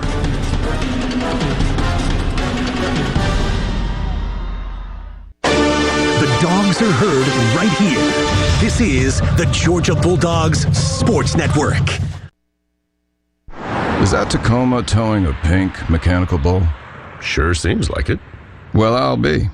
Truck like you truck with a great deal during Toyota Truck Month. Get $1,000 in Conquest bonus cash for new Toyota customers on a new 2025 Toyota Tacoma. Valid through November 3rd, 2025. Offer entitles $1,000 Conquest bonus cash on certain new 2025 and 2026 Toyota pickup trucks for current non-Toyota owners of small, midsize, and large pickup trucks. Exclusions apply. See dealer for details. Toyota. Let's go places. We know no one's journey is the same. That's why Delta Sky Miles moves with you. From earning miles on reloads for coffee runs, shopping, and things you do every day, to connecting you to new experiences, the Sky Miles membership fits into your lifestyle, letting you do more of what makes you, you. It's more than travel. It's the membership that flies, dines, streams, rides, and arrives with you. Because when you have a membership that's as unique as you are, there's no telling where your journey will take you next. Learn more at delta.com/SkyMiles.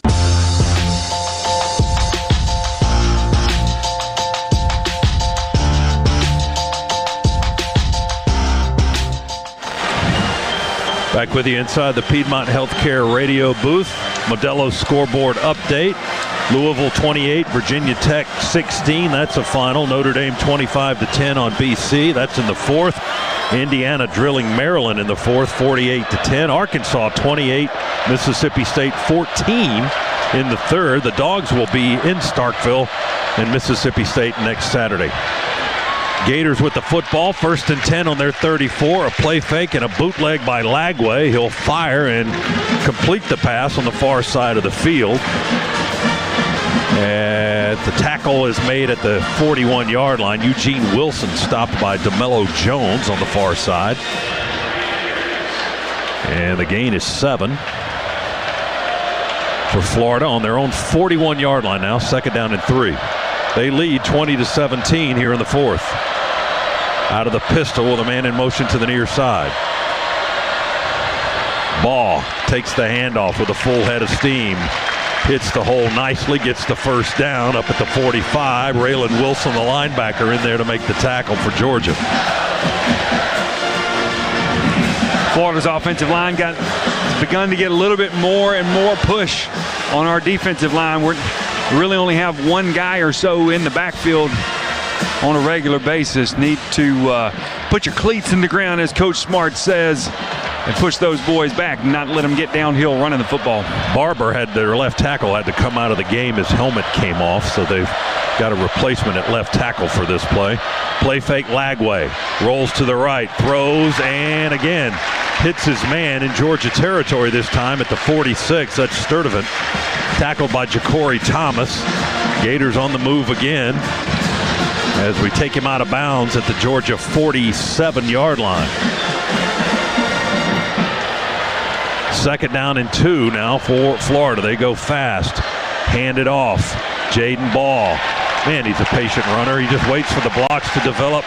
Just gets in there right behind, bounces off bodies, and he did it right there to the 39-yard line before we make the stop, and Georgia has a player down. Face down in the turf is DeMello Jones, sophomore from Swainsboro, Georgia. After that Jaden Ball run of 7 yards. 1st and 10 for the Gators. We've got an injury timeout. 11:52 to go. Florida's on the move again. They lead 20-17 here in the 4th quarter. Timeout. Our second half tonight brought to you by First Franklin Financial, serving our neighbors since 1941. We're back to Jacksonville after this on the Bulldogs Sports Network.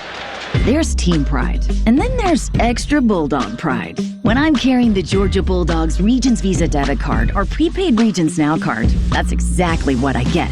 Whether I'm grabbing some extra Georgia gear or picking up an extra dozen wings for the game, this card always brings it. Sometimes I get an extra Go Dogs from the cashier too. Visit Regions.com/Go Dogs to get yours. Extra changes everything. And at Regions, Extra is our ordinary. Official bank of the SEC, member FDIC. Hi, I'm Gunnar Stockton, quarterback of the Georgia Bulldogs. And I'm Ken Nugent, proud sponsor of the Georgia Bulldogs and Georgia's favorite personal injury attorney. This season, Ken and I are teaming up to make our touchdowns count even more. That's right. For every touchdown the Dogs score this year, I'm donating $200 to the Boys and Girls Club here in Athens. It's about giving back to the kids in our community, and that's something we can all cheer for. And remember, big hits don't only happen between the hedges. May I? One call, that's all. Hey, that was pretty good. One call, that's all.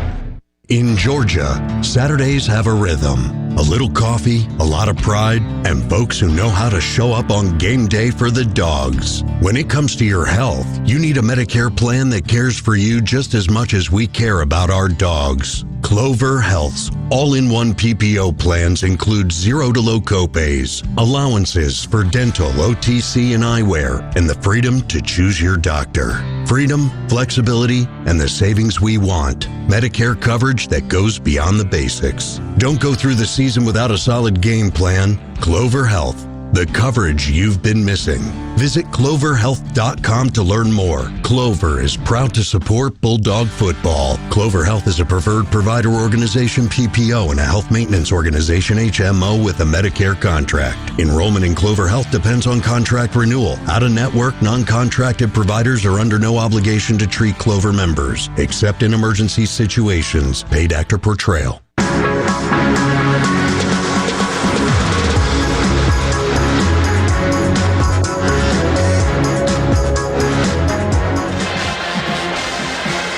Back here in the Piedmont Healthcare radio booth, take advantage of exceptional lease and finance offers on the versatile BMW X3 sports activity vehicle.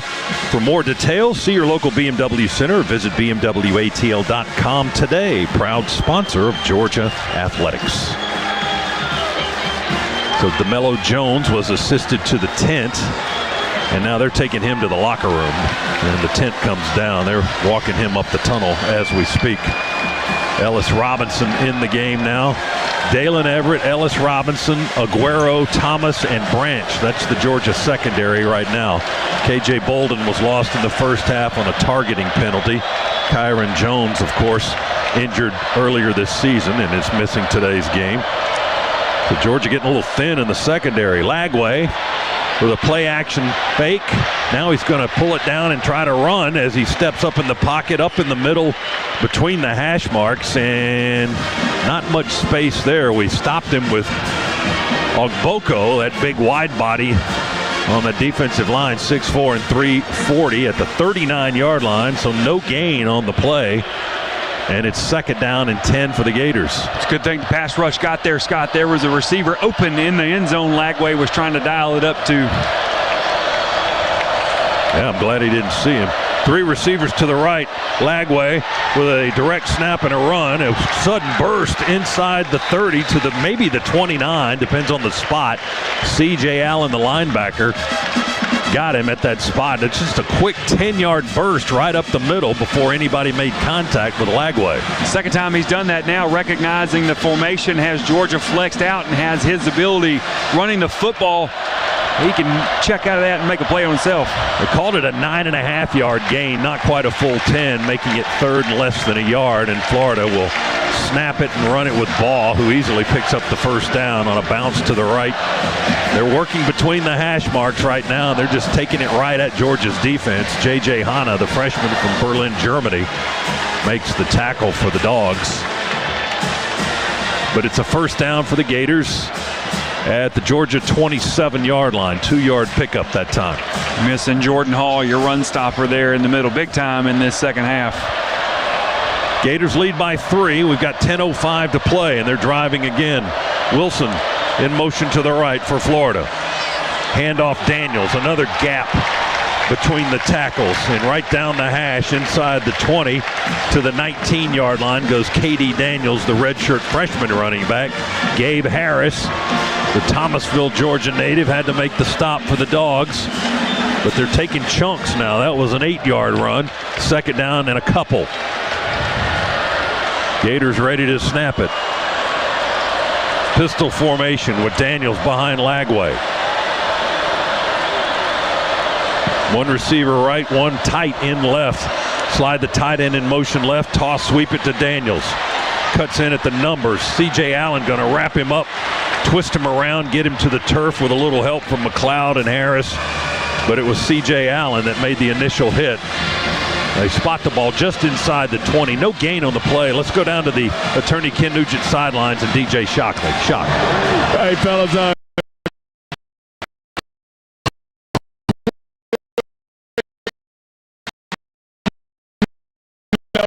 DeMello Jones. DeMello has a right arm, and he is out for now. So another huge blow, like you guys mentioned, to the secondary. All right, Shock, thank you very much. Yes, we have lost multiple defenders tonight. That may be the 4th by my count. Gators 3rd and 2 from the Georgia 19. They're in the red zone. Lagway nowhere to run, straight ahead. Bounces out right. He lost the ball. The ball came out. Georgia jumped on it. They're saying he was on the ground when the ball came out. Close to the first down. There's a lot going on that play, and we'll let the officials sort it out. Lagway had nothing straight ahead, so he bounces right. The Dogs hit him short of the first down, but he's such a big body, he drove forward. Ball came out. They say he was down, and it's 4th down. So no first down, no fumble, and now they're going to review the play. The ruling on the field is that the runner was down prior to the ball coming out. The previous play is under video review. Another review in this ball game is brought to you by Pruitt Health, where family makes us stronger, proud partner of the Georgia Bulldogs. Well, if they ever offer up a replay, we'll take a look at it and let you know what's going on, or at least what we see.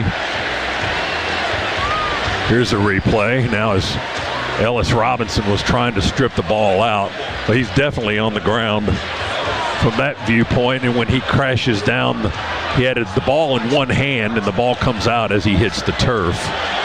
Oh, that was ball the leg may be down or coming out. no? Was it loose there? And again, this is going to be one of those again. It was ruled different down. angle. Yeah, different angle now. Is he losing control of the ball? He's got it palmed. He's got the point of the ball in his right hand. Looks like it might be coming loose out of his grip.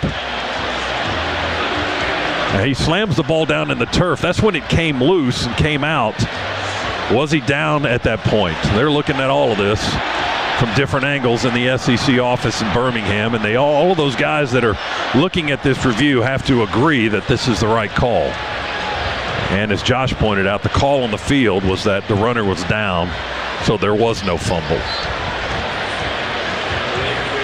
So that's what they're looking at. And it's short of the first down also. Well, so it's fourth down for Florida should that play be upheld. Yeah, fourth and half the length of the football. If this turns out to be a fumble, what a huge turn of events. After review, the ruling on the field is upheld. The runner was down to be fourth down. So the ruling on the field as originally called is the thing that makes that one difficult to overturn. Florida's turned into a ball control team today. 10th play, 10 plays deep into this possession. They've had the ball for almost 5 minutes. Had over a 7-minute drive earlier in the game. Here it's fourth and about a yard on the Georgia 18-yard line.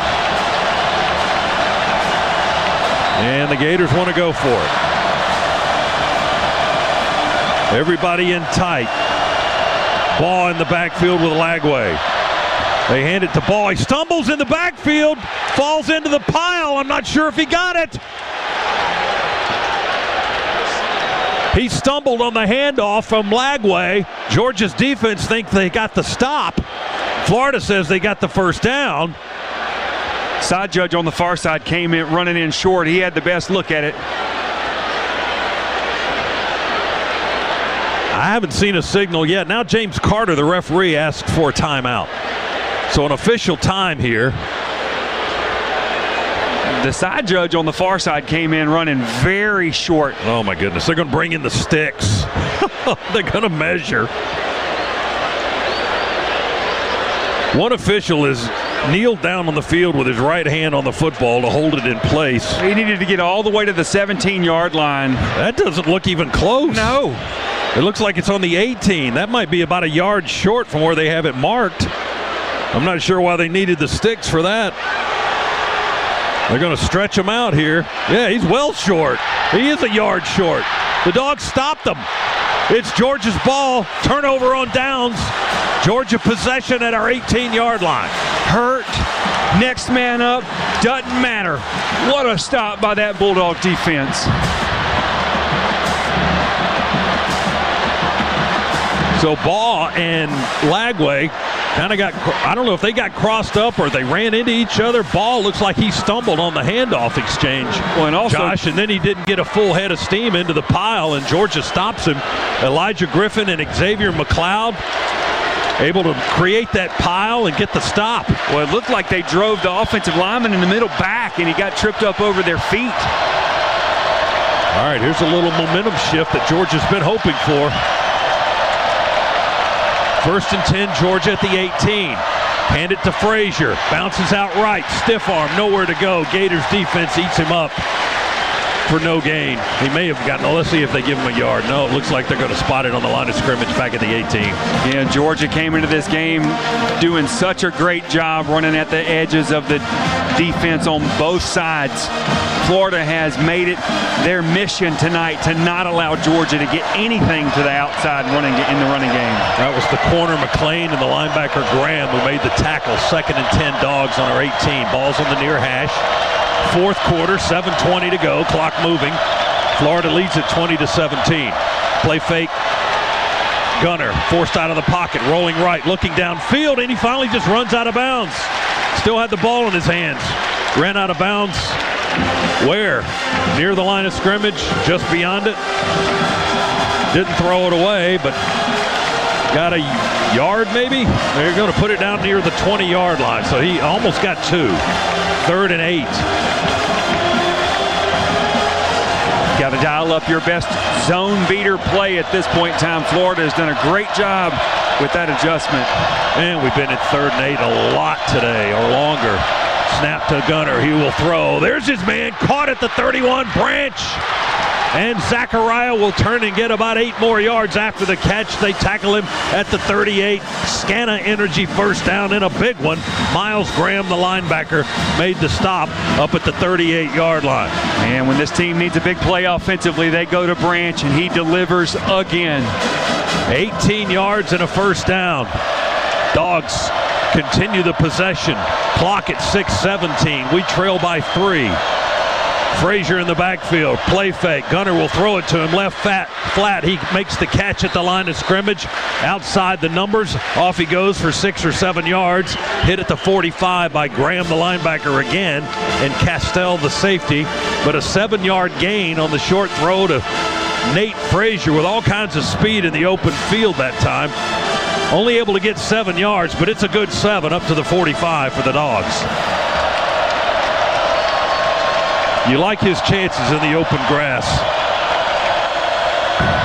He'll get the carry here with a lead blocker. Big Juan Gaston swinging around left side after the handoff up over the 50-yard line.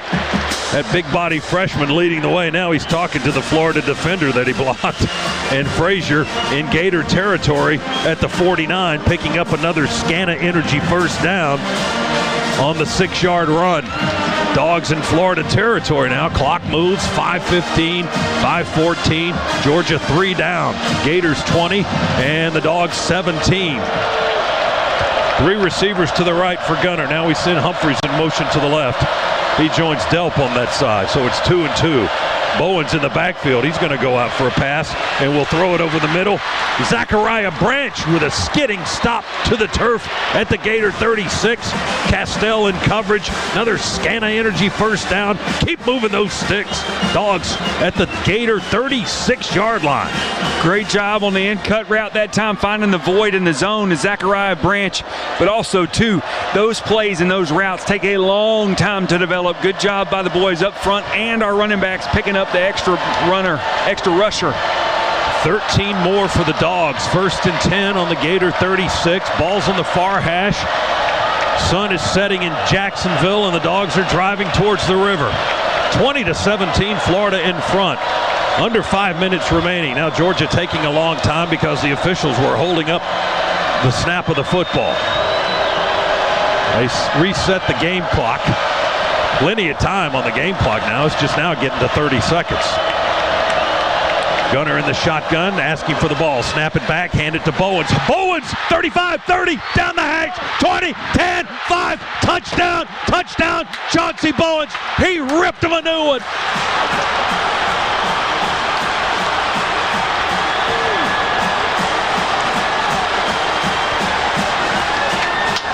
Six-yard burst. Chauncey Bowens puts the Dogs back in front with 4:36 to go.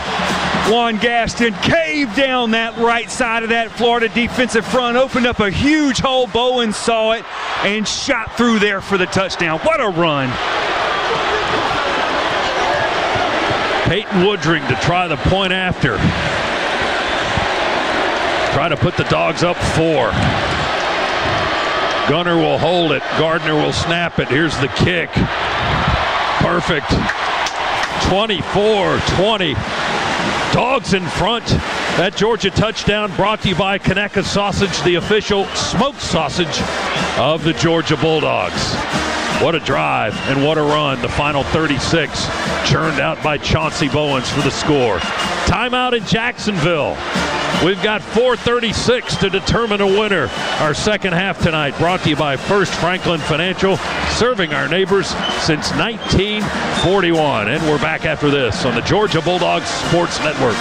Creature Comforts Brewing Company is the official craft beer of your Georgia Bulldogs. These 2 Athens institutions have joined forces to connect quality beer with the passion and pageantry of the UGA faithful. This year, we're going to light up Sanford with Creature Comforts' new Classic City Light. With only 95 calories and 3.5 carbs, Classic City is good light beer, proudly made right here in Athens, Georgia. It's not game day without a Creature Comforts Classic City Light. Available at your favorite retailers. One hometown, one team. Go Dogs! Sip 'em. Creature Comforts Brewing Company. Good dogs drink responsibly. It's Saturday in Athens. Touchdowns, tailgates, and trash piling up. That's why Georgia trusts Waste Eliminator. Hauling, roll-off dumpsters, recycling, and composting for every kind of job, big or small. From stadiums to businesses to your own backyard project. We show up same day with solutions that keep Georgia clean and game days running smoothly. Waste Eliminator. We make a difference. Proud partner of the Georgia Bulldogs. Learn more at wasteeliminator.com. They're not just the Bulldogs, they're your Bulldogs. Customize your eligible Wells Fargo debit card or open an account today and show your Bulldogs pride with every purchase. Get started at wellsfargo.com/Bulldogs. Wells Fargo is proud to be an official sponsor of the Georgia Bulldogs. Copyright 2025, Wells Fargo Bank, N.A., member FDIC.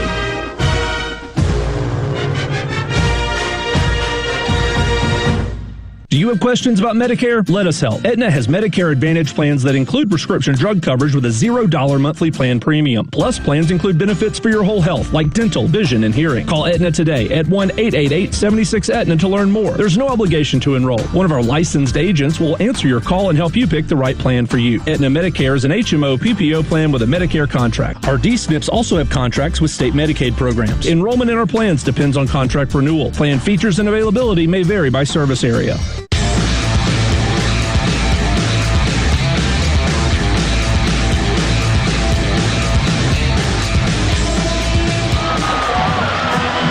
Inside the Piedmont Healthcare radio booth here in Jacksonville, the Dogs have regained the lead on Chauncey Bowen's 36-yard touchdown run, his fifth rushing touchdown of the season. That capped an 82-yard drive, 7 plays in 3 minutes and 18 seconds, 24-20. Now Georgia in front of Florida. The drive summary brought to you by Avocados from Mexico, always good. Dogs prepare to kick it away now with Peyton Woodring, leading by 4 with 4:36 left in the game here. What might be turning out to be a classic in Jacksonville. Woodring from left to right has it teed up on the 35.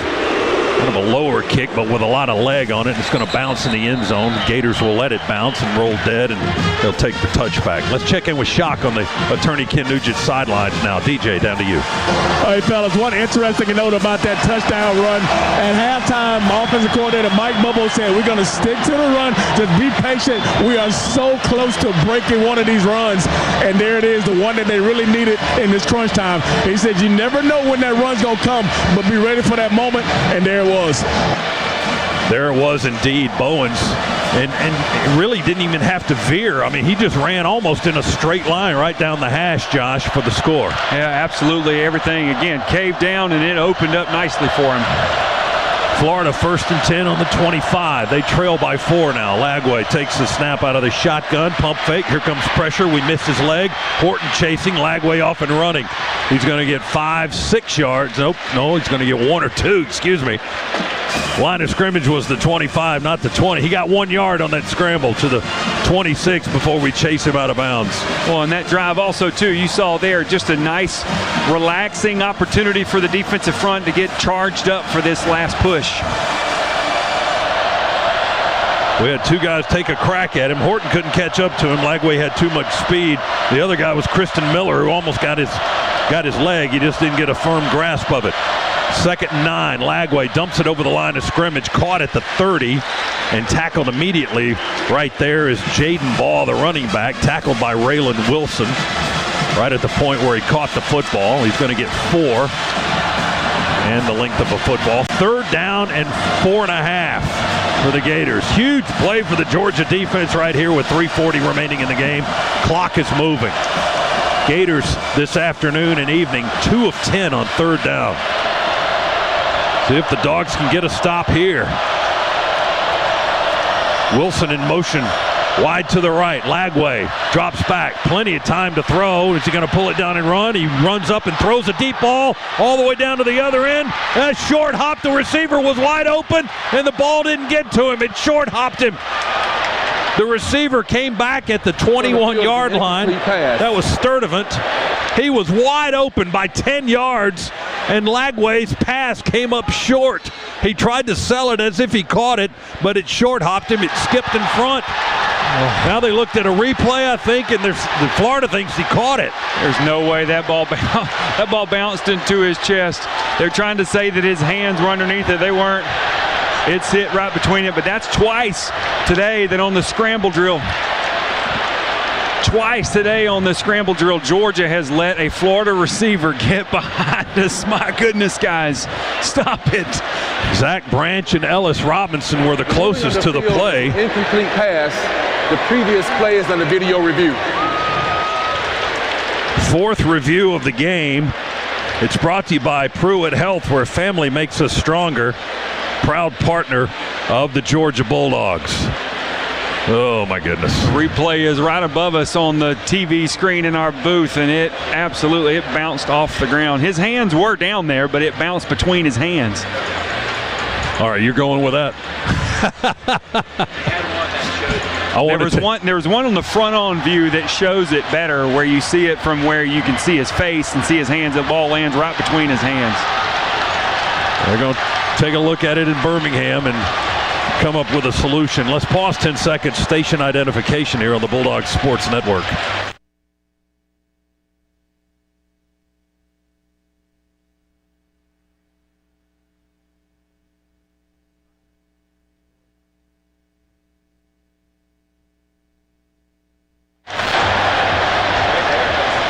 Play is being reviewed. The previous play, a long pass down the field to Michael Sturdivant. Ruling on the field that it was an incomplete pass. He came back, and on his body, on his chest and his stomach, facing the line of scrimmage, tried to get his hands under a pass that was sinking. It was ruled incomplete again. Now, they're reviewing the play. If it's determined to be a completed pass, that's going to be like a 49-yard gain for Florida down at the 21-yard line of Georgia. The official, referee, James Carter, peering into the monitor at the 18-yard line, as he has done so many times today, conferring with the replay officials here in the booth in the stadium, and the trio, if not more, of people at SEC headquarters in Birmingham. When they needed, they couldn't see a ball a yard short of the line to gain a little bit ago when they had to bring the chains out to measure. So we're getting an angle on our monitor in the booth, and we're also seeing some different angles on the video replay board. Now, here's James Carter with the call. Here we go. After video review, the ruling of an incomplete pass is upheld. It'll be fourth down. Josh, you have good eyes, my friend. I couldn't see it. I couldn't tell if he Adam and I saw it, if he got the hands under it or not. But they didn't show that view again. And Adam pointed at me and told me to look up at the monitor, and they had the view from the river camera looking face on to him, and it showed the ball landing right between his hands and hit the ground. So it's 4th and 4 on the 31 of Florida now. They've got to get to the 35 for a first down. They trail 24-20. Gators on 4th down and 4. Don't jump offside. Lagway, shotgun, snap back, quick throw, and broke it up. Ellis Robinson broke it up. Trying to go to Eugene Wilson on a quick out on the near side at the 37. The Dogs knocked it away. Incomplete. Dogs ball on downs for the second time in the quarter. Pressure in the face of Lagway from Jonel Aguero made Lagway almost throw the ball to Ellis Robinson for that ball to go the other way on a pick six. He should have had the pick. My goodness. But he broke it up anyway. Georgia has possession now on the Florida 30.5-yard line with 3:13 to go, leading by 4. Can they salt this game away in the last 3:13? Florida, all 3 timeouts left, and you add one to that with the 2-minute timeout, 4 total stoppages of play here for the Gators. Well, you know how you salt it away. You get a touchdown. That's right. There you go. Dogs on the Gators 30.5, 1st and 10, taking over on downs for the second time. Snap back to Gunner. Handoff Bowens. He makes one man miss, dives straight ahead inside the 30, falls forward to the 29 or so. And the Gators will use the time to stop the clock. And that was Mekhi Barreau that made the tackle on Chauncey Bowens, who moments ago electrified half the stadium with a 36-yard touchdown run for the Dogs. 2nd and 9 coming up as Florida uses one of its 3 timeouts. So this is that fantastic finish that we were discussing earlier in the game. 3:08 remaining. Georgia 24 and Florida 20. Piedmont Healthcare offers you exceptional, hassle-free care closer to home. Piedmont is the official healthcare provider of UGA Athletics. Georgia trying to win its 5th straight in the series. Man, it's been tough today. We've lost all kinds of defensive players, targeting and injuries. Trying to patch it together, keep it together, and get out of Jacksonville with another win. 2nd down and 9 for the Dogs from the Gator 29. Fake the jet sweep. Gunner's going to keep it and roll. And they hit him on the numbers as he rolls to the right. He had Lawson Lucky running downfield down the seam. Didn't get him the ball. He had coverage down there. Thornton ends up making the tackle on Gunner Stockton after he gains a yard to the 18. The official hadn't put the ball down on the ground. The yard marker across the way has it at the 18 for a 1-yard gain. Well, it's at the 28, excuse me, not the 18. Well, and Scott, we also, too, tried to throw a wrinkle in there. 13 personnel, 3 tight ends in the formation, bunched in a triangle right to the right side of Georgia's offensive front. And that's what allowed, Lucky to get free down the field, because that confused Florida a little bit. They didn't know who to guard. Gunner had him, as you said. If he leads them just a little bit, it makes you believe, though, if it was a don't throw it, even if it's open. Keep it, and let's see if we can ice some of this clock. Yeah, they had to use another timeout to stop it with 3:02. They have 1 timeout remaining plus the 2-minute timeout. Georgia with a 3rd and 8. Ball's on the near hash. Georgia moving to our right towards the river here in Jacksonville on the Gator 28-yard line. Gunner under center, toss sweep to Bowens, outside the numbers. Bowens 25-20 sideline. He got inside the 15, got the first down. They run him out of bounds at the 14-yard line. Bowens coming up big in the 4th quarter. Haven't been able to develop anything in the run game to the boundaries and outside the tackles. Lawson Lucky setting edge. Monroe Freeling setting edge. Oscar Delp putting his man on skates. Chauncey Bowens picking up the first down. 14-yard run. 1st and 10 for the Bulldogs as they get into the Massey Ferguson red zone. Massey Ferguson, born to farm, built to perform. And boy, is Bowens performing here in the 4th quarter. 66 yards now for Chauncey Bowens on 7 carries. He's Georgia's leading rusher today. Hand off to Bowens, runs right into the pile, right into the middle. Can he spit out the other side? Not this time. Down the hash.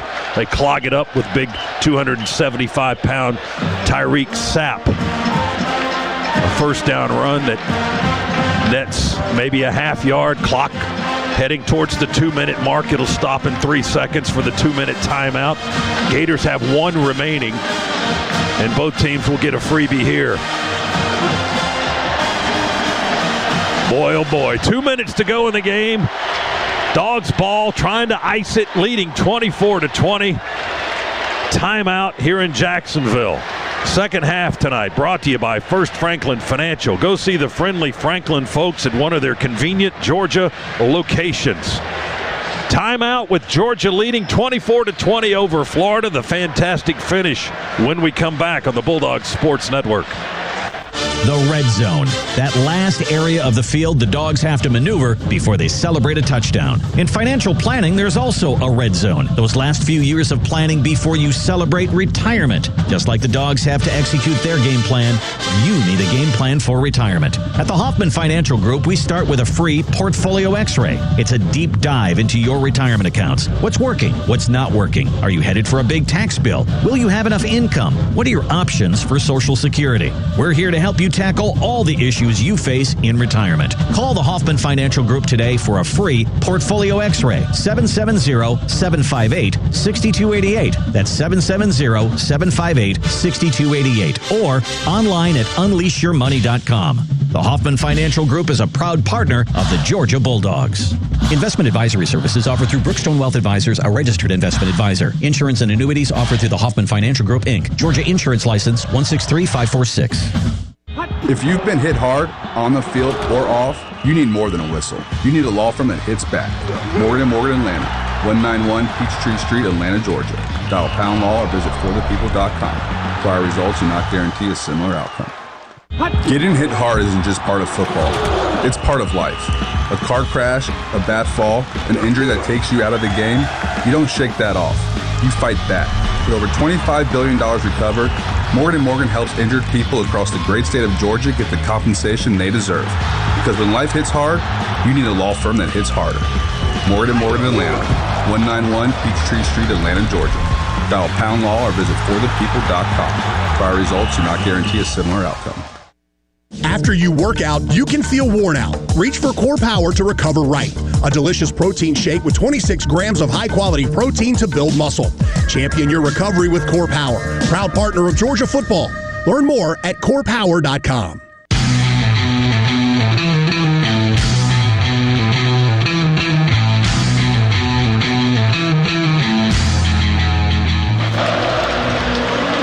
Well, with 2 minutes remaining, here is your fourth quarter recap as it stands right now. Presented by Ag South, Ag Georgia, and Southwest Georgia Farm Credit. Loans for land and farms. In the fourth quarter, the Dogs with a touchdown, a run by Chauncey Bowens of 36 yards.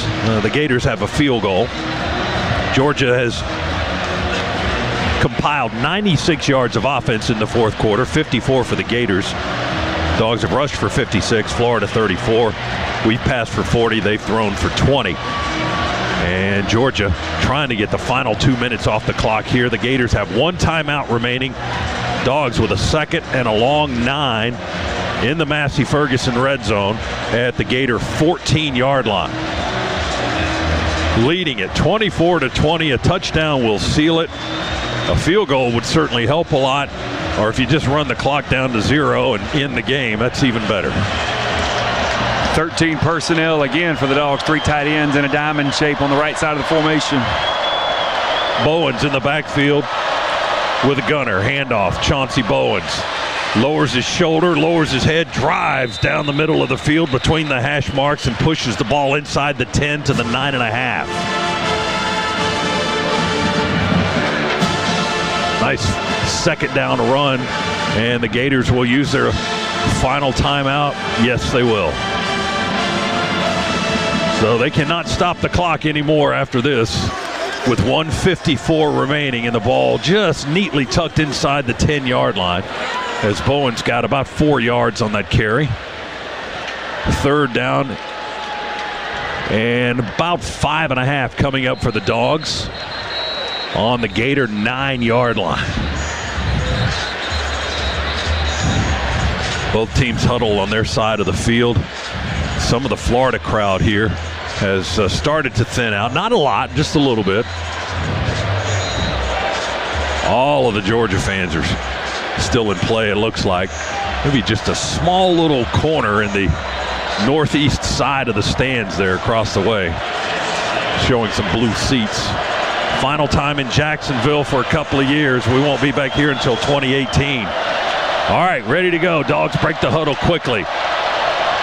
They shift Peanut out of the, oh, that's Bowens, excuse me. Florida jumps off sides before the snap of the football. Here comes the flag as the whistles blow. Bowens shifted in the backfield. Florida jumped, and that should give Georgia 5 yards. The officials talked about it, and let's see what the call will be. Mekhi Barrow barking at Georgia's side as the officials stand between him and the Bulldogs. This is a long discussion. There are 2 flags on the field. I don't quite understand what's the discussion. Offside. Yeah. Defense. Number 33 in the neutral zone causing reaction by the offense. 5-yard penalty. Third down. Yeah, it caused the reaction. You can't do that. That was the discussion, yes. Absolutely, yeah. Brian Taylor is the guy that jumped offside, a senior lineman from Houston, Texas. So the Dogs now have it third and less than a yard. He may make contact. He butted helmets with Micah Morris. So there is no discussion there. Ball just inside the Gator 5. You get the first down here, you can win the game without having to score. Gunner in the shotgun. Lucky in motion left. And timeout, Georgia. I'm glad we didn't get an aggressive clapping penalty again there, trying to get them to jump off sides. They can throw that penalty on our sideline too sometimes, right? Yeah, they can, yeah. You were over aggressively clapping.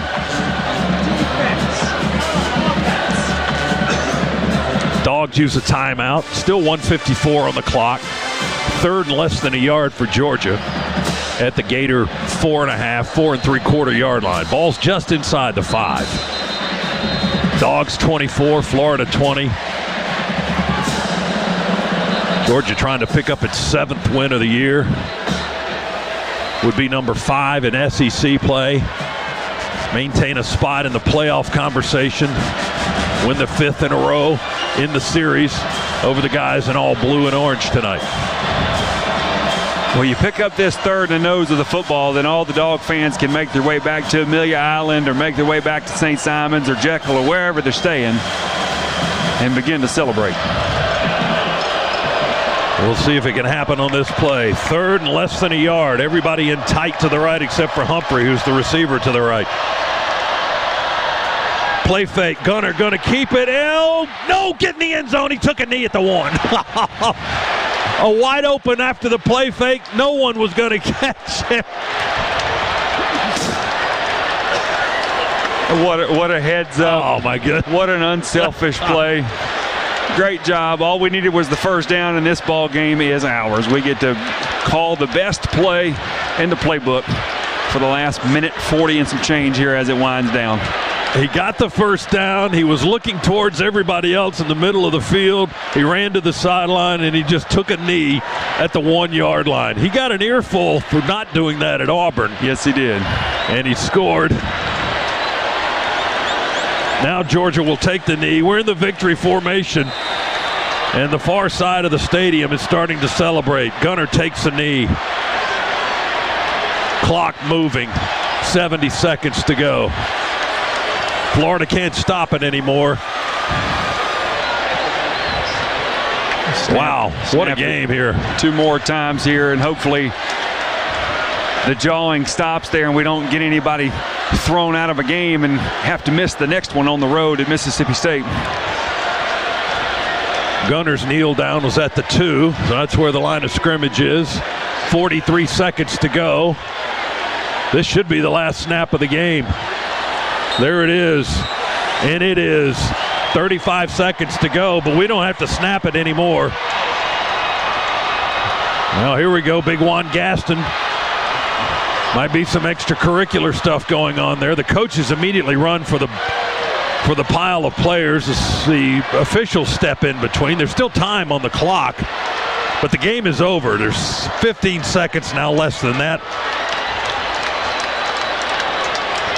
The interim head coach, Billy Gonzalez, out to shake hands with Georgia's head coach, Kirby Smart. Now the player back and forth talk has been broken up, I think. I don't know. It looks like Florida's still jawing. They're trying to separate everybody. Georgia has won the game, 24-20. Dogs a winner in Jacksonville. That's 5 in a row.